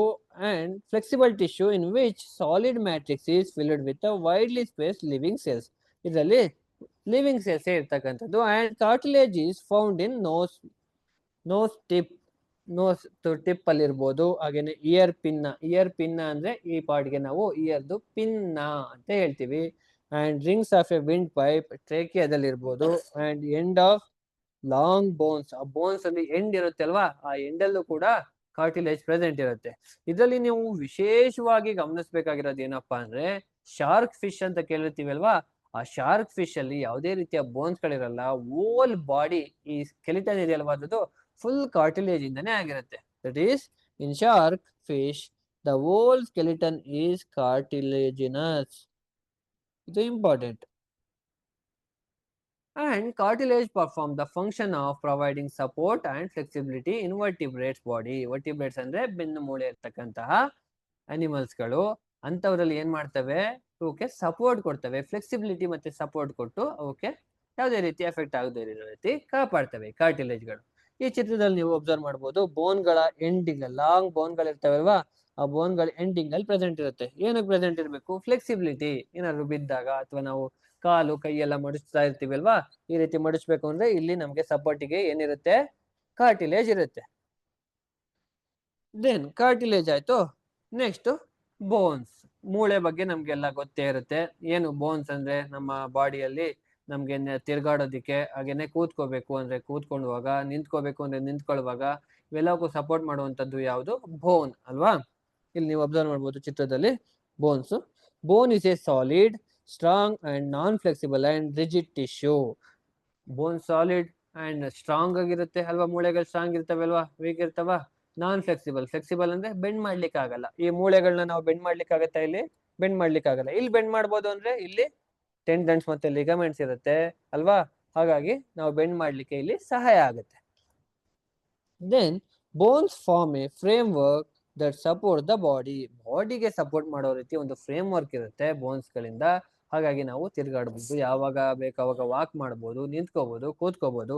ಅಂಡ್ ನಮ್ಗೆಲ್ರಿಗೂ ಗೊತ್ತಿದೆ, bones R made up of calcium and phosphorus compound. Bones ಅಲ್ಲಿ ಕ್ಯಾಲ್ಸಿಯಂ ಮತ್ತೆ ಫಾಸ್ಫರಸ್ ಕಾಂಪೌಂಡ್ಸ್ ಇರುತ್ತೆ. They also act as store house of various minerals. ತುಂಬಾ minerals ಗಳು ಈ bones ಒಳಗಡೆ ಇರ್ತವೆ. ಯಾವ್ಯಾವ್ದು ಅಂತ ನೋಡೋದಾದ್ರೆ ಕ್ಯಾಲ್ಸಿಯಂ ಇರ್ಬೋದು, ಫಾಸ್ಫೇಟ್ ಇರ್ಬೋದು, ಮೆಗ್ನೀಷಿಯಂ ಇರ್ಬೋದು. ನಮ್ಮ ಬಾಡಿ ಒಳಗಡೆ ಇರ್ತಕ್ಕಂಥ ಈ ಒಂದು ಕೆಲವೊಂದು ನ್ಯೂಟ್ರಿಯೆಂಟ್ಸ್, ಮಿನರಲ್ಸ್ಗಳು. Okay. And bone also protect the vital organs like heart ಇರ್ಬೋದು, ಲಂಗ್ಸ್ ಇರ್ಬೋದು, ಕಿಡ್ನಿ. ಹಾರ್ಟ್ ನ ಹೆಂಗ್ ಪ್ರೊಟೆಕ್ಟ್ ಮಾಡುತ್ತೆ ಅಂತ ಕೇಳ್ಬೋದು. ಹಾರ್ಟ್ ಮೃದು ಸ್ವಭಾವದಲ್ಲಿ ಇರ್ಬೋದು, ಆ ಹಾರ್ಟ್ ಸುತ್ತ ಇರುತ್ತೆ ಅಲ್ವಾ, ಆ ಹಾರ್ಟ್ ಸುತ್ತ ಬೋನ್ಸ್ ಇಂದ ಪ್ರೊಟೆಕ್ಟ್ ಆಗಿರುತ್ತೆ. ಹಾರ್ಟ್ ಇರ್ಬೋದು, ಲಂಗ್ಸ್ ಇರ್ಬೋದು, ಕಿಡ್ನಿ ಇರ್ಬೋದು, ಇವೆಲ್ಲವೂ ಕೂಡ ಬೋನ್ಸ್ ಗಳಿಂದ ಪ್ರೊಟೆಕ್ಟ್ ಆಗಿರುತ್ತೆ. Then fluid connective tissue. ಇದರಲ್ಲೇ ಇನ್ನೊಂದು ಟೈಪು ಫ್ಲೂಯಿಡ್ ಕನೆಕ್ಟಿವ್ ಟಿಶ್ಯೂ. ಯಾವ್ದೆಲ್ಲ ಬರುತ್ತೆ ಫ್ಲೂಯಿಡ್ ಕನೆಕ್ಟಿವ್ ಟಿಶ್ಯೂಸ್ ಅಂತ ನೋಡೋಣ. ಫ್ಲೂಯಿಡ್ ಅಂದ್ರೆ ಫ್ಲೋ ಆಗ್ತಕ್ಕಂಥದ್ದು, liquid. It is also known as vascular tissue. It is a mobile connective tissue that consists of fiber free fluid matrix in which living cells are suspended freely. ಅಂದ್ರೆ living cells free ಆಗಿ ಆ ಕಡೆ ಈ ಕಡೆಗೆ ಓಡಾಡಬಹುದು. It links different parts of a body and transport substance. ಅಲ್ವಾ, blood ಹೋಗದೆ ಇರೋ ಜಾಗ ಇದೆಯಾ ನಮ್ಮ ದೇಹದಲ್ಲಿ? ಸಾಮಾನ್ಯವಾಗಿ ಎಲ್ಲಾ ಕಡೆಗೂ ಬ್ಲಡ್ ಫ್ಲೋ ಆಗುತ್ತೆ, ಲಿಂಫ್ ಕೂಡ ಎಲ್ಲ ಕಡೆ ಹೋಗುತ್ತೆ. ಏನ್ ಲಿಂಫ್ ಅಂದ್ರೆ? ಇದು ಒಂದು ಲಿಕ್ವಿಡ್. ಲಿಂಫ್ ಕೂಡ ಒಂದು ಲಿಕ್ವಿಡ್. ಇದು ವೈಟ್ ಕಲರ್ ಇರುತ್ತೆ. ಬ್ಲಡ್ ರೀತಿ ರೆಡ್ ಕಲರ್ ಇರಲ್ಲ, ಲಿಂಫ್ ವೈಟ್ ಕಲರ್ ಇರುತ್ತೆ. It is mainly of two types, blood and lymph. Blood ಮತ್ತೆ ಲಿಂಫ್. ಏನು ಬ್ಲಡ್ ಅಂದ್ರೆ? ನಮಗೆಲ್ಲ ಗೊತ್ತಿರುತ್ತೆ, ರಕ್ತದ ಬಗ್ಗೆ ನಾವೆಲ್ಲರೂ ತಿಳ್ಕೊಂಡಿದೀವಿ. ಸಿಂಪಲ್ ಆಗಿ ಇನ್ನೊಂದ್ಸಲ ನೋಡೋಣ ಏನ್ ಬ್ಲಡ್ ಅಂದ್ರೆ ಅಂತ. Blood is A red sticky fluid connective tissue. Red colour ಇರುತ್ತೆ ಅಲ್ವಾ usually, and it is also connective tissue. Blood ಹೇಗೆ ಕನೆಕ್ಟಿವ್ ಟಿಶ್ಯೂ ಆಯ್ತು ಅಂದ್ರೆ, ಬ್ಲಡ್ ನಮ್ಮ ಬಾಡಿಲಿ ಎಲ್ಲ ಪಾರ್ಟ್ಸ್ ಕನೆಕ್ಟ್ ಮಾಡುತ್ತೆ ಅಲ್ವಾ, ಒಂದ್ ಭಾಗದಿಂದ ಇನ್ನೊಂದು ಭಾಗಕ್ಕೆ. So it consist of pale straw colour fluid called plasma. ಇದ್ರಲ್ಲಿ ಪ್ಲಾಸ್ಮಾ ಇರುತ್ತೆ, ಬ್ಲಡ್ ಸೆಲ್ಸ್ ಗಳಿರ್ತವೆ, ಮೀನ್ಸ್ ರೆಡ್ ಬ್ಲಡ್ ಸೆಲ್ಸ್ ಇರ್ಬೋದು, ಹಾಗೇನೆ ವೈಟ್ ಬ್ಲಡ್ ಸೆಲ್ಸ್ ಗಳಿರ್ಬೋದು, ಹಾಗೇನೆ corpus. These blood cells are erythrocytes and leucocytes. Erythrocytes ಮತ್ತೆ ಲ್ಯೂಕೋಸೈಟ್ಸ್ ಅನ್ನೋದು ಇಂಪಾರ್ಟೆಂಟ್. ಏನ್ ಎರಿಥ್ರೋಸೈಟ್ಸ್ ಅಂದ್ರೆ? RBC ಅಥವಾ ರೆಡ್ ಬ್ಲಡ್ ಸೆಲ್ಸ್ ಅಂತ ಹೇಳ್ತೀವಿ ಅಲ್ವಾ. ರೆಡ್ ಬ್ಲಡ್ ಸೆಲ್ಸ್ಗೆ ಎರಿಥ್ರೋಸೈಟ್ಸ್ ಅಂತ ಹೇಳ್ತೀವಿ. ಲ್ಯೂಕೋಸೈಟ್ಸ್ ಅಂದ್ರೆ ವೈಟ್ ಬ್ಲಡ್ ಸೆಲ್ಸ್ ಅಥವಾ WBC ಗೆ ಲ್ಯೂಕೋಸೈಟ್ಸ್ ಅಂತ ಹೇಳ್ತೀವಿ. And it consist of water. Blood ಅಲ್ಲಿ 90 to 93% ಅಥವಾ 92% ವಾಟರೇ ಇರುತ್ತೆ. ಇನ್ನ 5 to 10% ಏನಿರುತ್ತೆ, ಇನ್ಆರ್ಗ್ಯಾನಿಕ್ ಅಂಡ್ ಆರ್ಗ್ಯಾನಿಕ್ ಸಬ್ಸ್ಟೆನ್ಸ್ ಇರುತ್ತೆ. ನಮ್ಗೆಲ್ಲ ಗೊತ್ತೇ ಇರೋದಿಲ್ಲ, ರಕ್ತದಲ್ಲಿ ವಾಟರ್ ಕಂಟೆಂಟ್ 90% ಇರುತ್ತೆ. ಅಂಡ್ ಇನ್ಆರ್ಗ್ಯಾನಿಕ್ ಸಬ್ಸ್ಟೆನ್ಸ್ ಯಾವ್ದೆಲ್ಲ ಇರುತ್ತೆ ಅಂತ ನಾವು ನೋಡೋದಾದ್ರೆ, sodium, potassium, calcium, magnesium, chloride, sulphate and phosphate etcetera. ಇನ್ನು ಕೆಲವೊಂದು ಇನ್ಆರ್ಗ್ಯಾನಿಕ್ ಸಬ್ಸ್ಟೆನ್ಸ್ ಇರುತ್ತೆ. ಯಾವ್ದ್ರ ಜೊತೆ? ಇದ್ರ ಜೊತೆಗೆ. ಓಕೆನಾ? ಇದಿಷ್ಟು ಬ್ಲಡ್ ಬಗ್ಗೆ ಆಯ್ತು. ಅಂಡ್ ಮೂರನೇದು ಯಾವುದು? ಈಗ ಕನೆಕ್ಟಿವ್ ಟಿಶ್ಯೂ ಬಗ್ಗೆ ನೋಡಿದ್ವಿ, ಸೆಕೆಂಡ್ ಒನ್. ಥರ್ಡ್ ಒನ್ ಯಾವುದು? Muscular tissue. ಏನು ಮಸ್ಕ್ಯುಲಾರ್ ಟಿಶ್ಯೂ ಅಂದ್ರೆ? ಕನ್ನಡದಲ್ಲಿ ಸ್ನಾಯು ಅಂಗಾಂಶ ಅಂತ ಹೇಳ್ತೀವಿ ಕನ್ನಡದಲ್ಲಿ. ಓಕೆನಾ? ಇದರಲ್ಲಿ 3 ಟೈಪ್ಸ್ ಬರುತ್ತೆ ಮಸ್ಕ್ಯುಲಾರ್ ಟಿಶ್ಯೂಸ್ ಅಲ್ಲಿ. ಯಾವ್ದ್ಯಾವ್ದು? Striated muscle tissue, unstriated muscle tissue, cardiac muscle tissue ಅಂತ. ಕಾರ್ಡಿಯಾಕ್ ಅಂದ್ರೆ ಹಾರ್ಟಿಗೆ ಸಂಬಂಧಪಟ್ಟಿದ್ದು, ಸ್ಟ್ರೈಯೇಟೆಡ್ ಅಂದ್ರೆ ಸ್ಕೆಲಿಟಲ್ ಅಂದ್ರೆ ಬೋನ್ಸ್ಗೆ ಸಂಬಂಧಪಟ್ಟಿದ್ದು, ಅನ್ಸ್ಟ್ರೈಯೇಟೆಡ್ ಮಸಲ್ಸ್ ಅಂದ್ರೆ ಸ್ಮೂತ್ ಮಸಲ್ ಟಿಶ್ಯೂ ಅಂತ ಹೇಳ್ತೀವಿ. ನಮ್ಮ ಬಾಡಿ ಒಳಗಡೆ ಇರ್ತಕ್ಕಂತಹ ಬಾಡಿ ಆರ್ಗನ್ಸ್ಗೆ ಸಂಬಂಧಪಟ್ಟಿದ್ದು smooth muscle tissue. One by one ನೋಡ್ತಾ ಹೋಗೋಣ. ಸ್ಟ್ರೈಯೇಟೆಡ್ ಮಸಲ್ ಟಿಶ್ಯೂ ಅಂದ್ರೆ ಏನು? ಸ್ಕೆಲಿಟಲ್ ಅಂತಾನು ಕರಿಬಹುದು, ತಪ್ಪೇನಿಲ್ಲ. ನೋಡೋಣ ಸ್ಟ್ರೈಯೇಟೆಡ್ ಮಸಲ್ ಟಿಶ್ಯೂಸ್ ಅಂದ್ರೆ. ಈ ಚಿತ್ರದಲ್ಲಿ ನೋಡಿದ್ರೆ ಗೊತ್ತಾಗುತ್ತೆ ಸ್ಟ್ರೈಯೇಟೆಡ್ ಮಸಲ್ ಟಿಶ್ಯೂ ಅಂದ್ರೆ ಏನು ಅಂತ. These are also called skeletal and voluntary muscles. ಹೆಸರಲ್ಲೇ ಇದೆ, ಸ್ಕೆಲಿಟಲ್ ಅಂದ್ರೆ ಆ ಮೂಳೆ ಸ್ಕೆಲಿಟಲ್ ಪಕ್ಕ ಇರ್ತಕ್ಕಂತಹ ಮಸಲ್ಸ್, ಅಂಡ್ ವಾಲಂಟರಿ ಮಸಲ್ಸ್.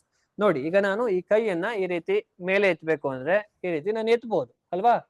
ಹಾಗಾಗಿ ವಾಲಂಟರಿ ಅಂದ್ರೆ ನಾನು ನನ್ನ ಬ್ರೈನ್ಗೆ ಯಾವ ರೀತಿ ಆಲೋಚನೆ ಬರುತ್ತೋ ಆ ರೀತಿ ನಾನು ಕೆಲಸಗಳನ್ನ ಮಾಡೋದಕ್ಕೆ ಸಹಾಯ ಮಾಡ್ತಕ್ಕಂತಹ ಮಸಲ್ಸ್ ಗಳನ್ನ ನಾವೇನಂತ ಕರಿತೀವಿ? ಸ್ಟ್ರೈಯೇಟೆಡ್ ಮಸಲ್ಸ್ ಅಂತ ಹೇಳ್ತೀವಿ. ಸೊ ಅದಕ್ಕೆ ಇನ್ನು ಕೆಲವೊಂದು ಹೆಸರುಗಳೇನಿದಾವೆ? Skeletal muscles and voluntary muscles. ಅಂದ್ರೆ ವಾಲಂಟರಿ ಆಗಿ ನಾನು ಏನ್ ಬೇಕೋ ಮಾಡ್ಬೋದು. ನಾನು ಎದ್ ನಿಲ್ಬೇಕು ಅಂದ್ರೆ ನಿಲ್ಬಹುದು, ಬರಿಬೇಕು ಅಂದ್ರೆ ಬರಿಬಹುದು. ಇಲ್ಲೆಲ್ಲ ಸಪೋರ್ಟ್ ಮಾಡ್ತಕ್ಕಂಥ ಮಸಲ್ ಯಾವುದು?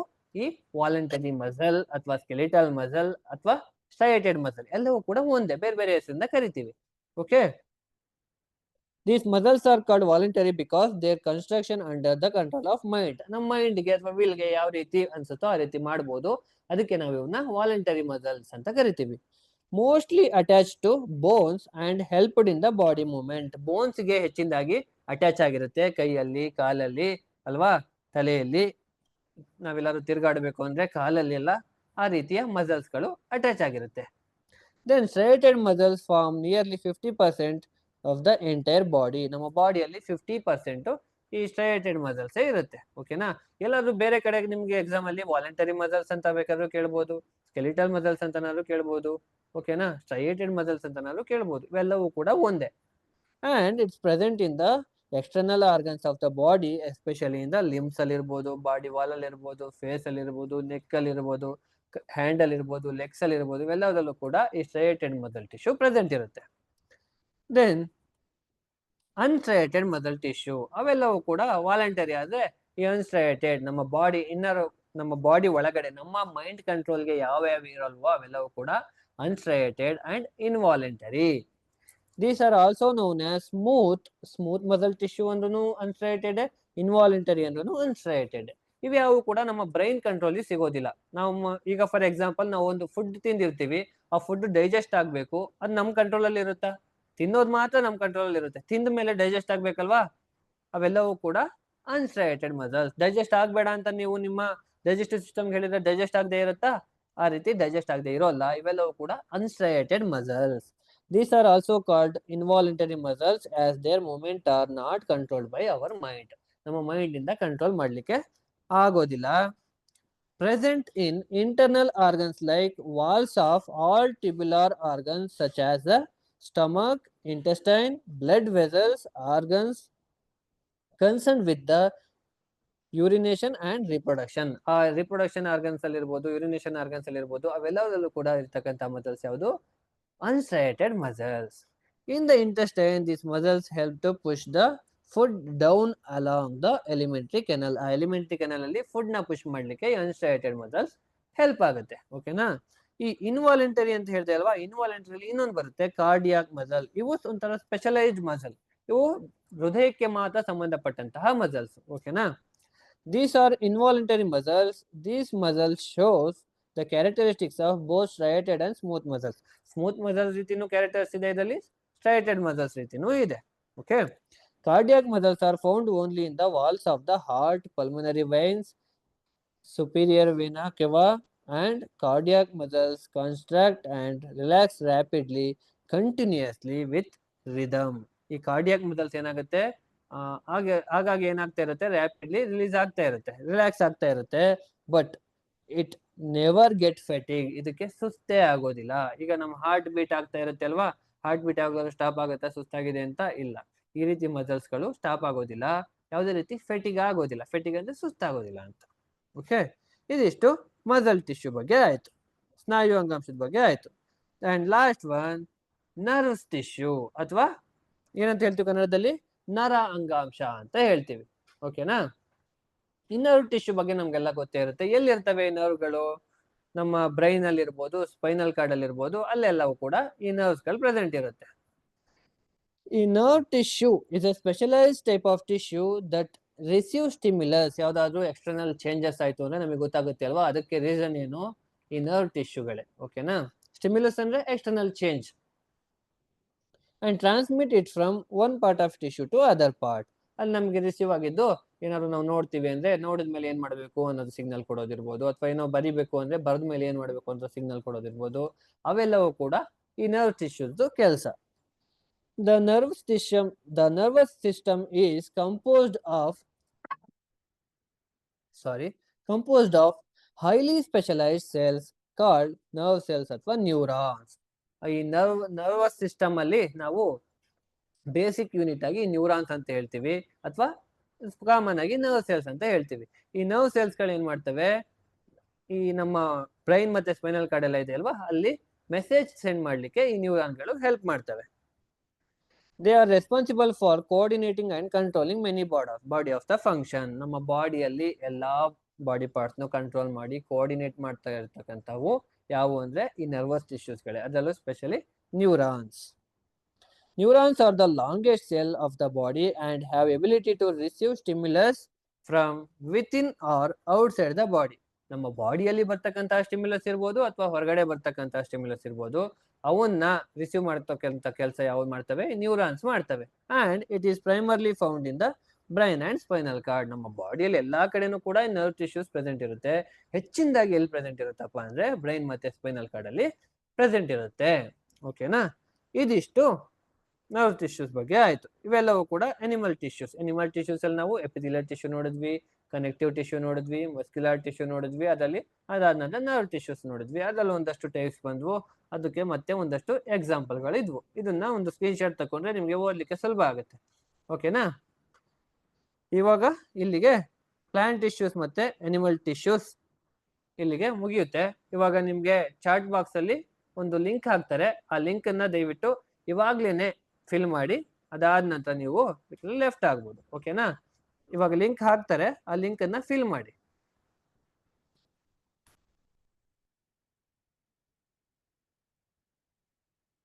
ಕ್ಲಾಸ್ ಇವತ್ತಿಂದೆಲ್ಲ ಅರ್ಥ ಆಗಿದೆ ಅಂತ ಭಾವಿಸ್ತೀನಿ. ಅರ್ಥ ಆಗಿದ್ರೆ ಥ್ಯಾಂಕ್ ಯು. ಆ ಲಿಂಕ್ ಅನ್ನ ಫಿಲ್ ಮಾಡಿ.